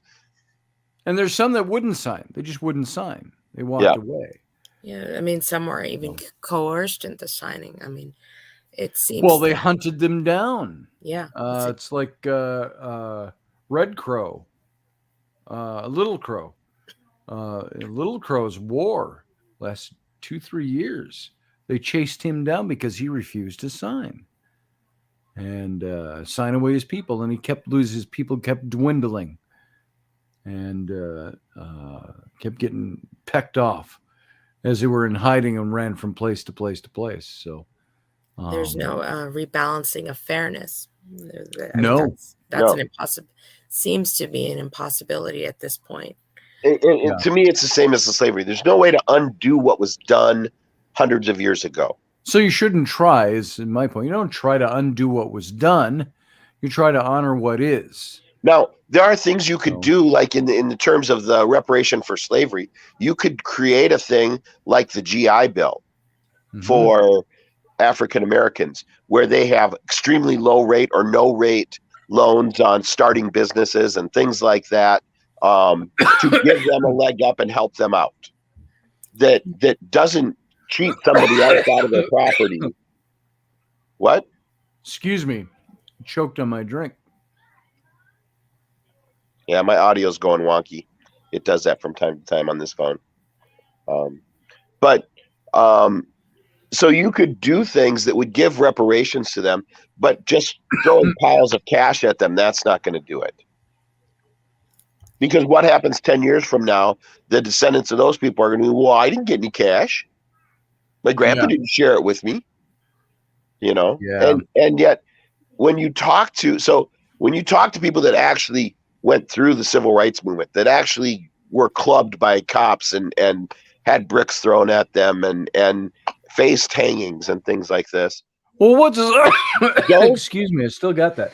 What's the reparation for that, though? Right, but those people I look at the Native Americans and I say, right, let me finish my thought. Those people are saying we've made huge jumps from where we were. The kids now are like, oh, we're still like slaves, and they're like, what's you stupid? We're not slaves anymore. We've made huge gains.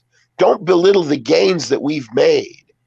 The people that actually went through the civil rights movement, and these people now that are saying, well, we want to go back to segregation. We want this, we want that. It's like, no, you don't. We fought to get away from that stuff. Why are you trying to turn us back? Yep, I remember Rocky, John, and I talking about that on the Situation Room a few years ago. How that there was a movement in the black community to segregate blacks from whites and have their own communities. And I said, well, isn't that what the civil rights movement just fought against 50 years ago? So, I think with the Native American culture, they lost everything they had.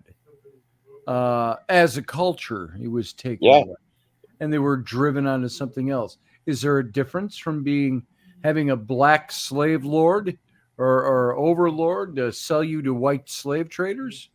Is there a difference there? Is there a difference being owned by somebody? Probably in words only, but yeah. Well, slavery was happening in Africa before the Europeans went there. They were enslaving other tribes already, and they were. That's where they got slaves to sell to us. They would steal them from the other tribes and then sell them to the whites that came over. Yes. So they could take those lands. So you want to go to reparations? Go back to the descendants of the African tribes that sold them in the first place. It just gets to be ridiculous. It is. And to act like slavery was invented in America, slavery goes back tens of thousands of years. Yeah. I mean, it goes to the basic concept of trying to show dominance over each other.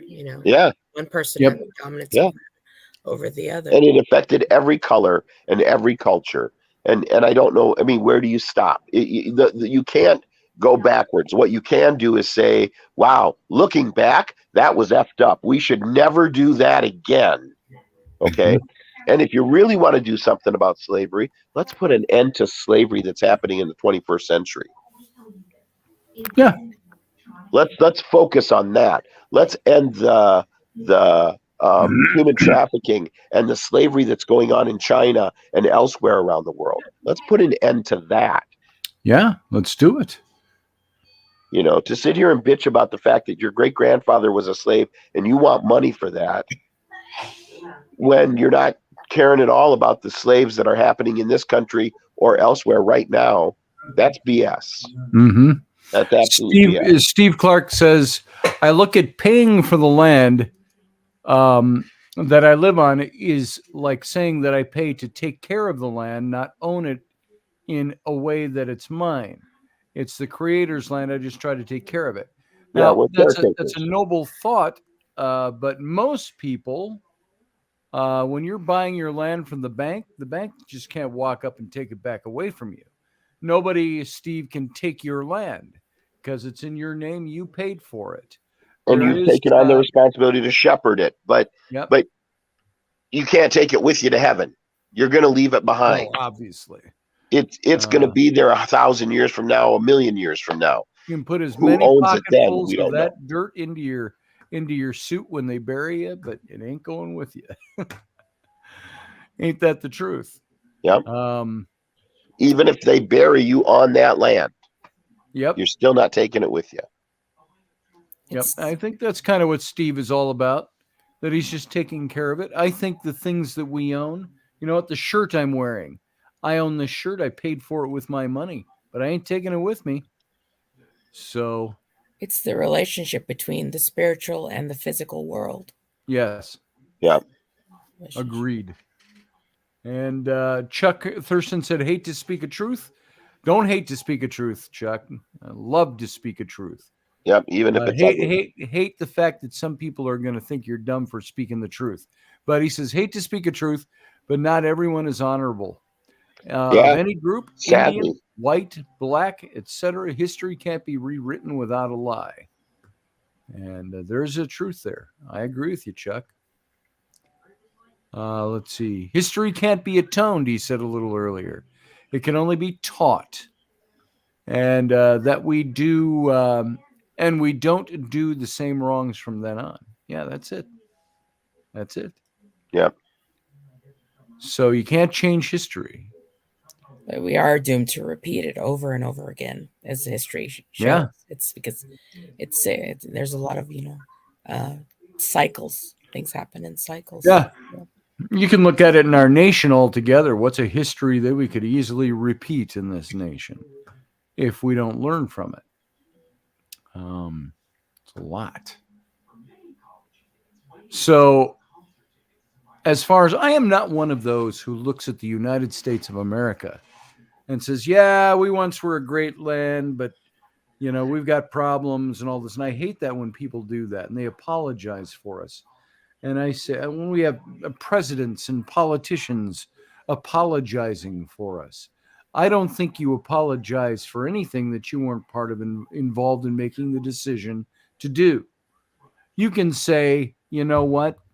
Maybe we did some atrocious things in the past, but we've learned a lot since then. Yeah. Our nation is still that bright beacon on a hill. And it's where everybody wants to come. We are so oppressive, everybody wants to get here. Well, and you can add to that, we're not perfect, but we're still working towards that. Yeah. It seems to have a tone of superiority, condescension to it. The tone of saying something like that. But the goal is to be an enlightened people. I think everyone's goal should be to be an enlightened people, to do the right things, to always take care of those who are downtrodden, to always provide freedom and hope for others. And you may not be there, you may not ever actually get there, but the goal is a worthy goal to continue to strive for. I think it's like using an illustration. You could say, what if you're the house on your street that provides shelter for kids that are being abused in the neighborhood? Do you then have the right to say, I'm not a perfect person, but you know what? Behind my walls, people are safe. And there's a much better way of life here in my home than there is in that home down the street. As a simple, weird example. I think that's what the United States is. I don't think there's any superiority in saying that. I think there is superiority. Let me double back on that. There is superiority in that exists because you're doing something better than somebody else. You're doing it in a better way with a better modus operandi, with a better intent. And that doesn't mean you don't have idiots in power that are going to abuse that.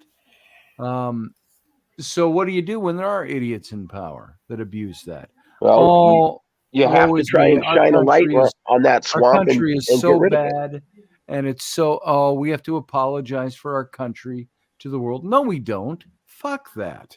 Frankly, our country has done everything it can do to be that place that is a bastion of freedom If and you liberty. see problems, then tighten your belt, knuckle down, and get rid of those That's problems. it. Do the work. Yeah.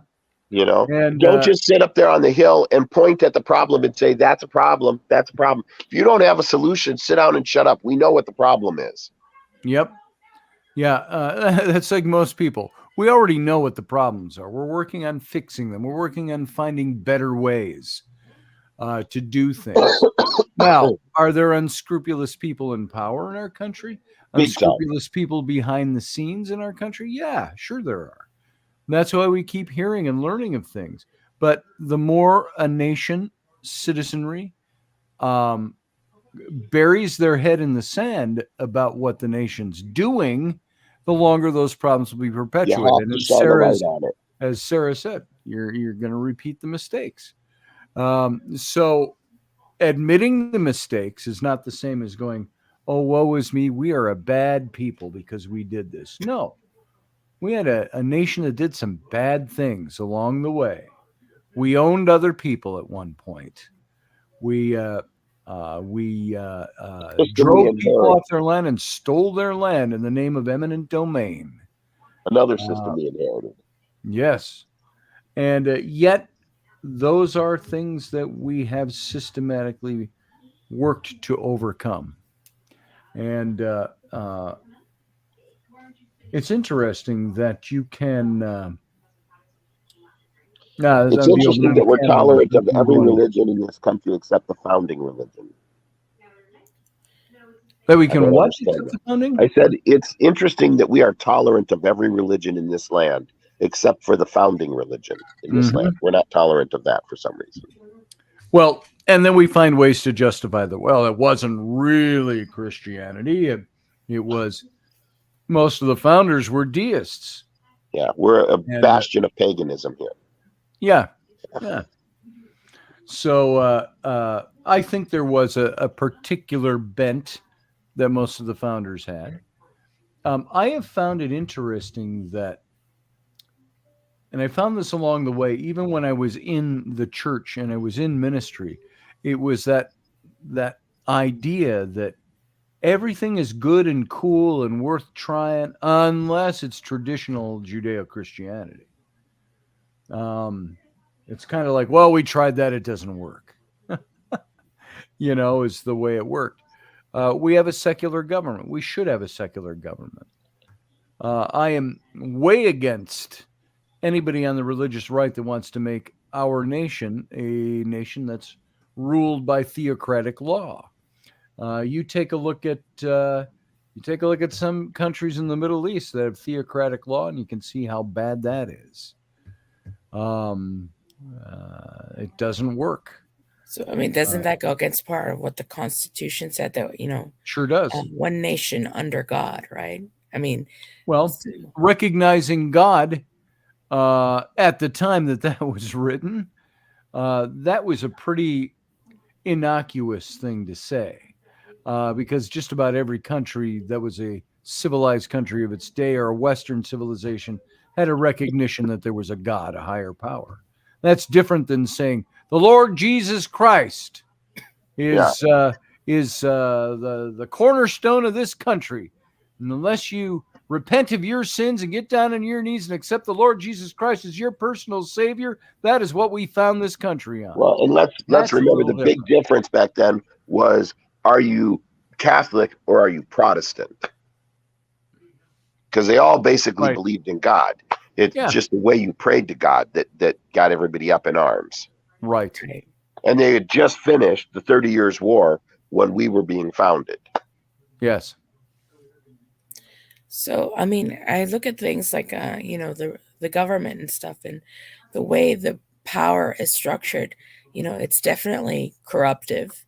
So what is, the answer to that? Is it, through forms of socialism that we have to be more socialistic to to be, so I mean, what is the antithesis? I mean, what is the direction that we have to go to then? And to answer your question, wait for it. Dun, dun, dun, dun, dun, dun. The answer is here for you, Sarah. Did you hear the question, Professor? Oh yeah, I've been listening. I've been backstage Okay, here. before you answer, as long as you're 5 here, or I'm 10 going to go pee and get a coffee and fix a steak and do some other stuff, and I'll be back. Well, this is going to be quick I because doubt that. I have a new revelations instead of resolutions for the new year. And by the way, don't take any of our ribbing personally. Because we love you. I always take it personally, especially when Sarah said that she went off on a 10-minute Professor Bauer earlier and wasn't sure. I knew he was out there listening. I was just picking up the slack. We haven't seen you in a while, so somebody has to. There And we it have is. missed you. So your new resolution is you're cutting everything down to a revelation. chapter New instead of a book?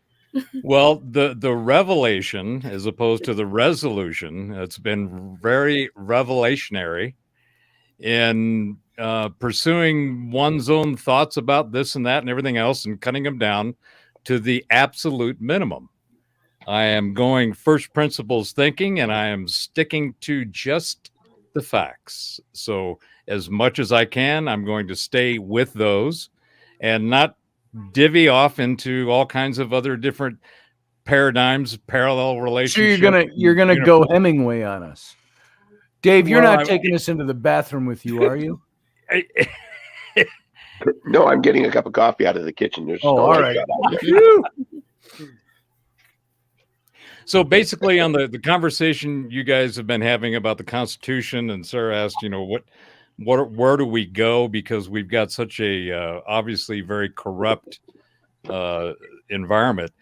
As soon as she said that, my first word was transparency, and that is the entire problem with just about everything that you can point to. And this goes back to the first principles thinking, and the revelationary component for me is the reason there's so much corruption is because it's so easily hidden.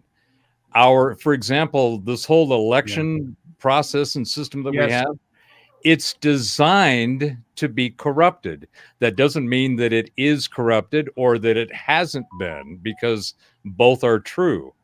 But the problem is you can't audit anything. There is no way to audit what somebody or something has done. The Fed is a perfect example of this. Any of our systems, any of our institutions, academic, scientific, doesn't matter. If there isn't transparency and auditability within each one of those disciplined systems or institutions, then there's going to be corruption, because that is the nature of humankind. So Absolutely. One of the things that you guys were talking about on the Constitution, it can be attacked up one side, down the other, front to back, and it can be called and considered to be one of the worst systems on the planet, except when you compare it to anything else. Except when you compare it to anything else. The same thing is true with our financial system, okay, or what we would typically refer to as capitalism or a free market. It's got all kinds of opportunities for corruption and nefarious people doing all kinds of strange and nasty and not pleasant stuff. But because it's not transparent, ergo you have all of these opportunities for shenanigans to go afoot. Yep. So we really have excellent systems. It's just that they have been corrupted because of the lack of transparency that exists within them. I would take it one step further, not just transparency. It's also accountability. I mean, we can see it right in front of our faces, but it has the ability to cause action on transparency. Wouldn't transparency automatically turn into accountability? Yes. Yeah, I mean, it should. One doesn't preclude the other. It should, but it doesn't. I think accountability is the outcome of transparency. Well, I mean, then what's the point in Congress? Why do they have the ethics committee? you know, they don't do anything. I mean, you can say, oh, They cause trouble for the other side of the aisle. Yeah, that's all it ever has done. Yeah. If they were honest and just said, hey, if you break the rules, we're going to come down on, we don't care what party you is, every term there would be 4 or 5 politicians drug out onto the center of the floor to answer for themselves, and they don't. I'd like to see Adam Schiff have some comeuppance personally. Yeah, just to throw that in there. He has outright lied to the people so many times and has been proven to have, because of videotape that exists or actual evidence that exists that can show a timeline that he was aware of and came out and said, we have this and we have that. Bold, outright lies. Why does he is allowed to get away with that? I don't understand. Well, see, and that to me is a perfect example of the corruptibility of the First Amendment. Okay. So the First Amendment was not only about free speech and the freedom of thought, which is what free speech actually is, but it also enabled the Fourth Estate, which is supposed to be the press. Right. The press is supposed to hold everybody accountable by being able to freely speak against power and against authority. But and one of the problems, that whole thing has been corrupted big time. One of the problems that exists is that as a standing senator or a congressman, you can say whatever you want in the well of the Senate or the Congress and not be held for perjury or liable or any of that crap. Okay. Like when Reid said, well, I don't know if Mitt's ever paid taxes, implying that he's denied or had not been paying taxes when he had been. But by the time the election rolled around, it did the damage it did. And then he's like, oh, I didn't say he didn't pay taxes, but he implied that he knew that he wasn't paying taxes the way he worded it in the well of the Senate. And he can't be held accountable for that. He should be able to be held accountable for that. If you're outright lying against somebody from the most bully pulpit that you can have. But in order to change that, of course, you need the approval of the Congress and Senate. And they're never going to vote. That's just like term limits. You're never going to get term limits unless you do what's the thing that overrides? No, I was going to say there's a congressional thing that we can do where we put different representatives out there to do an amendment and stuff. There's a term for it. Well, are you talking about amending the Constitution?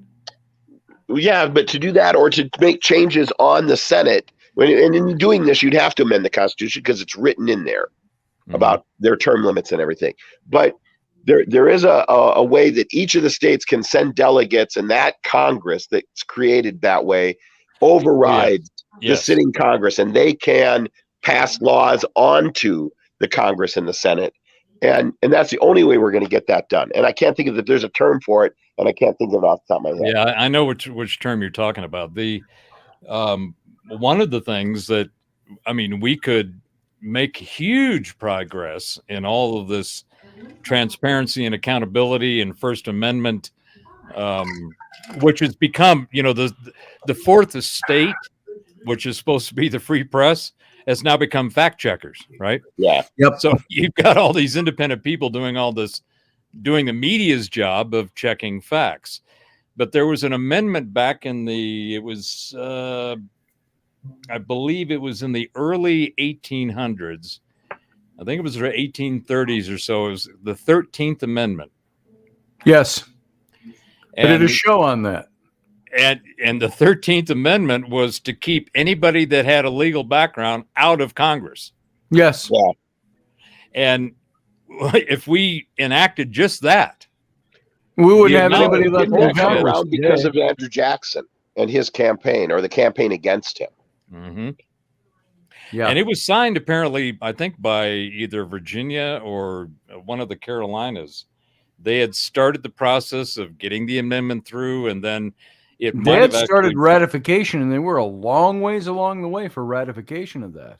Right. And then it just got basically dumped, and then it reappeared in some modified form. But I mean, if you think about it, people like me that get accused for a lot of linguistic largesse, okay? And for me, words are incredibly important. They are spells. Absolutely. That's why we spell words. There's all kinds of really incredibly important components to language and to the words that are used, the way they're spelled, their definitions, and all of that. And I've been on harping about the weaponization of the language for the last 20 years. When I first started noticing that it was really getting very abusive. There was a lot of change in the way that, I had my 5 words that I drilled my daughters with, and I said, here's the 5 words to me, and this is 15 years ago at least, that have been hijacked and weaponized and have corrupted just about everything else. And that is earn, deserve, offend, judge, and what was the 5th one? Earn, account. Oh, accountability. So you don't have, all of those words are no longer the definitions that I grew up with them, and I know Dave and Scotty grew up with different definitions than what they are today. Oh, entitlement was the other one. Entitlement. So you have deserve, earn, entitlement, judge, and offend. And all of those have been hijacked and recapitulated into a whole different set of meanings and use. Yes, they have. That have been turned in, that have been weaponized against everything else. I mean, when I grew up, you had to earn something, and you didn't really deserve it until you put the work into it. You were never really entitled to anything. Entitled was a whole nother, entitled was something that you got because you deserved something. So it was kind of a step up above deserve. You've done the work, you've earned it, you deserve it, and now you're entitled to said moniker. Entitled was a product of earning something. Yeah, you've achieved something. And then to judge. I mean, the whole thing about thou shalt not judge somebody else is completely antithetical to the way that our minds work. We make judgments every second of our consciousness. Yes. And if you don't realize that you're making judgments, then you're missing out on some of the real magic of the mind. And we're discriminating about everything. Well, you have to discriminate. You make discriminations in your judgments. So that's another word that's been weaponized. The other word is tolerance, because they don't know what it means anymore. Right. Yep. I'm tolerant of everyone except that group over there. Well, then you're not. You're suddenly not tolerant of everyone. As soon as you put that except in there, you're no longer tolerant. It's gotten to the point where the intolerance of those calling for tolerance is intolerable. Well, and worse than that, they understand tolerance as you agree with me completely. Well, no, that's not what tolerance is. If I agree with you, I don't need to tolerate you. I tolerate those I disagree with, but allow them to have their own damn opinion, and I don't care. That's right. That's what tolerance is. If I'm going to agree with you, I'm not tolerating with you. I'm siding with you. So we've gotten to the point to where now the whole concept of being offended is now taken the place of rational, reasoned thought and emotional maturity. Yeah. Because if you're offended by something, that's really an issue that you have to work with within yourself. It's your own personal deal. If you're just because somebody else has an offense level and a lack of emotional maturity and emotional intelligence, ergo they're putting on me and on anyone else the responsibility of having to tiptoe around their issues. Yep. That has caused a disconnect in the way people think and relate to one another. And the way they fight any kind of answer to that is, well, are you not compassionate? Do you not care about people? Do you not care about the way people feel? And it really comes down to, I say, well, really, I don't. If they want to try to change my society or my laws based on the way they feel. It's like I've said about offense 1,000,000 times on this show, and I'm not exaggerating. What I've said about offense is I said, I can't be offended because in order to be offended, anybody, in order to be offended, you have to appropriate the insult and take it on as an offense. I choose to not appropriate it. I don't care about your opinion of me. I can't be offended. It's like the Doc Holliday meme with Val Kilmer's Doc Holliday. I don't know if it was in the movie or was just made into a meme, and he says, "Sir, if I am to be insulted by you, I must first respect your opinion." And that's kind of the way it is. You can't offend me because I refuse to appropriate your insult. So if I don't appropriate it, it's fallen words. You can say it all you want. I don't really care. And is what it comes down to. Now, so I've had the revolutionary consciousness of I don't give a shit when anybody else says or thinks about me. In fact, when I turned 40, I lost an ego and I gained a purpose. So I've got 25 years of, I don't give a shit what you say. I am going to say and feel what I believe. And I don't expect you to respect it either. I don't expect you to adopt it, to take it on as gospel or anything else.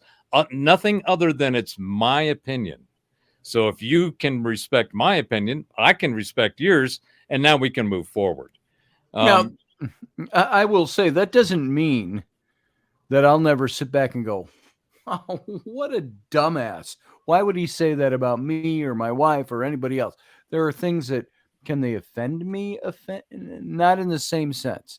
There are things that'll piss me off. And it's like, you might want to rethink the way you said that, son, type of thing that I'll run across. But well, when somebody's got malintent, it's pretty easy to pick up. I mean, it's not hard to see someone who's got an energy about them that is not going to be a positive experience. So that's one of the other revelationary things is like, I'm not going to engage. I'm going to use this finely tuned sense of resonance that I've developed over these decades. And I'm just going to engage that first. And if I have a sense that this is not going to go well for anybody, I'm going to disengage. I'm not going to participate in the other people's drama and the trauma that has brought about their drama. And I'm just going to let them go. Because one thing that we've got to realize is that with whatever the number is, 7 or 8 billion, I think that all these numbers that we get from any kind of officialdom is highly suspect at a minimum. But let's say there's 8 billion people. The majority of that has occurred over the last 200 years. Mm-hmm. I mean, all of these souls have incarnated here and are now walking around in meat suits. And most of them have been indoctrinated with information that is highly suspect at a minimum and extremely dubious and incorrect at the maximum. Our history, what we've been taught about science, about religion, politics, language, it's all bullshit. And so that's the other revelationary point that I'm using going forward. To me, everything is bullshit until it proves itself. Ergo, transparency and accountability. So if you're going to tell me something, I'm going to go, okay, I hear what you're saying. If you want me to accept it as gospel, can't do that. Sorry, it has to resonate for me. I've got to have that conviction within myself. Mm-hmm. But I will listen. I'll listen to anything. I'll listen to what anything anybody wants to say about whatever the subject matter might be. But I am going to be responsible for my reaction. How I react to it is my responsibility. How they react is their responsibility. But if they want to put their responsibility on me, that's a non-starter. We are going to end this interaction because I'm not going to be responsible for whatever issues you have brought to the discourse.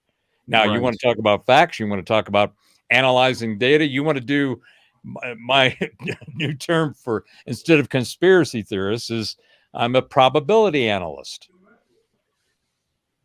So all I do is look at the data and go, what are the probabilities in this? How much of it could be true? How much of it could potentially lead to this, that, or something else? What are the expanses of the imagination that you can roll those nuggets around in and see what they collect as you go along? Because now the conspiracy theorists are batting like 18-0. I was just thinking of that same thought yesterday, and I was thinking, really today's people that look at conspiracy theorists are the same way that historians look at mythology. In every mythology, there's some nugget of truth, and you look at the myths from the different countries, and then you pull all the common kernels out, and then you go through those. And like Pecos Bill, for instance, he's got a number of stories out there. You pull all those stories, you look at all the commonalities, and some differ by region, but there's certain truths that always remain the same, and you can figure out what the reality is of that man. Okay, in the historical evidence that's there. It's nowhere near the legend that he's built up to be, but that's the way mythos work. Okay, to me, conspiracy theories are all the same. You can lay all the conspiracy theories out there, find all the commonalities, and those are probably the nuggets that you want to follow. Those are probably the things that are going to turn out to be true within those theories. You know what I find, and I totally agree with what you just said, Dave, what I find extremely ironic and humorous is, you know, the CIA came up with the term conspiracy theorists because of all the people that were going after JFK. Yeah. We're now finding out that the very first time that first conspiracy was actually a fucking conspiracy. That's it. You were getting all this stuff. It's like, you guys, I know you thought it through at the time, and it worked for the last few decades because there's been an indoctrination of stupidity and dumbed downness that's been placed on the populace. Misdirection. Yeah. And so it's worked to a certain extent, but now there's been so much that's come out. I mean, everything, you know, I just put up a post on Facebook about a week ago. I said, Noah was a conspiracy theorist, and then it rained. And then it rained. And you go, well, okay, that's it. If you believe that story, now that's a myth, but there's countless examples of floods that have happened all around the planet. Evidence. Yep. Right? There's evidence and there's mythos and all these different cultures throughout all the different components or places in the world and the So different something happened. It's bound to happen. But then I put up a PSA and said, you know, have you been feeling like things you used to think were true are starting to get squishy? Have you had the sense that what you have been told and what you've held true are starting to come into question?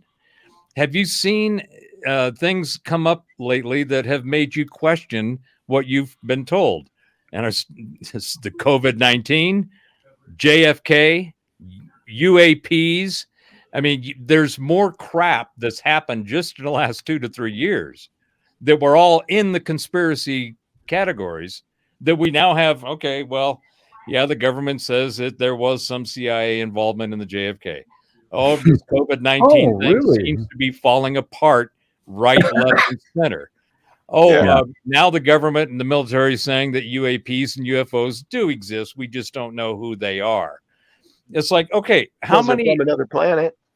Right. So how many of these, you know, these major themes and memes in our society over the last 70 years in particular have turned out to be exactly the opposite of what we were told when they came out? And now you have all these citizen scientists and independent researchers and people that are digging up stuff. The internet has exploded, and I think it got out of the folks that put it together to try to implement it as a means of control. That got away from them. It's gotten out. They're out over their skis, and they're now finding out that independent thinkers and seekers and explorers and travelers who are now engaged with the activity of knowledge and learning about life have realized that you don't need to go to some institution and get some crammed down crap on some particular subject and become a stamped piece of paper professional, and that therefore makes you someone who is to be trusted. That's all bullshit now. There is so much you can learn more than the people who are the professional accredited authorities and experts. And in fact, if you've got expert tattooed on the ass end of your name, you're the first suspect that I'm paying attention to. It's like, okay, if you're an expert, watch this guy. Not only that, with the internet, it's really hard for a government to bullshit its people and say these people are evil or these people are this or that, when they're like, I talk to this guy over in this country all the time, and they're not that way. I think that's the for the throes our government is going through right now is that for the first time, we talk about all the negativity of the internet and the social media, but look at the bright side. We're very well informed. We're a lot more informed than we used to be. And people don't put up with as much bullshit. And that is the reality of the knowledge apocalypse. I did this show, it's almost 4 years ago now. When what I was seeing and what we're watching unravel now is the knowledge apocalypse, meaning the true meaning of apocalypse, which is to unveil, right? And so we're starting to see knowledge and information that is now accessible, verifiable, has enough transparency, or at least more than what else has been out there, for people to go and ingest, digest, and then come up with their own ideas and their own opinions of things, as opposed to having your opinions and your ideas assigned to you, which is what the majority of what the meat suits that are walking around the planet right now have been indoctrinated by authorities and officialdom and the experts. Well, all of that shit's falling apart. Scott Adams, the guy that does the Dilbert cartoon, has this point that he makes is like, humans should be innocent until proven guilty. The government should be assumed to be guilty until proven innocent. And I think that is not only but it makes a lot of sense, because there's nothing that's come out of our government that has made any sense whatsoever. Agreed. And it goes back to what you guys were talking about on the Constitution, and when we said we were talking about transparency, and Sarah mentioning accountability. Until those two things happen, all this shit is just going to continue to roll around and just collect more crap that rolls downhill. And next time, we're going to have to start this earlier in the program than the last 20 minutes. So, you mean I thought I came in about 3 minutes to the end? What happened? You did. Perfect timing. So, we're going to have to call it quits for tonight, but this is not a done conversation. We have more that we can talk about this. Let's set up a time to do this again sometime this next week. And we'll maybe tackle it as the whole show, or tackle it as a complete Captain's Cabin episode. So all of you guys, Sarah first, because you're the quietest, thank you for being here. All right, thanks, Even though you gave us your best Bauer at the beginning, you did not live up to the Bowerism. So, I thought you did great, Sarah. I thought she did great too. I was sitting back waiting for more. There you go. But it was so lovely having you here. I'm glad that you came on, Sarah, and nice to hear. I hope you got the memo, Sarah, and wore a black shirt like the rest of us today. Yeah, I hope it's too hard to tell. But you wearing a black shirt? I was earlier. Okay, well, there you go. There you go. Judges say that counts. Okay. All right, Sarah. Thanks for being here. Take care, guys. Talk to you soon. Bye. And Professor Bauer, as always, it's good to have you here. We got to start earlier. I really wasn't going to come on because I'm buried in a bunch of work, but as soon as you started talking, I was going to just skip the show tonight because I'm buried in work, but I did it anyway. Well, as soon as you just started talking about the Constitution, I said, I got a couple of words I want to drop in. Got to come in there. Yeah. Yeah, I got to come in with a fresh mind. My mind is fairly baked right now. Not in the good. Really? Not in the good. Go have an edible. You'll be fine. Yeah, there it is. They're around here somewhere. All right, gentlemen. Thank you very much. See you, Professor. Good to have you here. Uncle Dave? Scotty? You? Same as always. Started the morning off together. We're closing it down together. Yeah, how about that? Don't spoon with me tonight. What? Don't spoon with me tonight. No, not tonight. Not tonight. I like the front anyway. Love you, bro. Be good. I love you too, Dave. See you later. All right, everybody. That's it. That's about all we got. It's about all I got. I think the other guys could go forever. So I'm about done for the day and overdone for the day. So all of you, you have a good night. I want to thank you for being here. Thank you for giving me your time. That means a lot to me, and I appreciate that. And so for now, live long and prosper.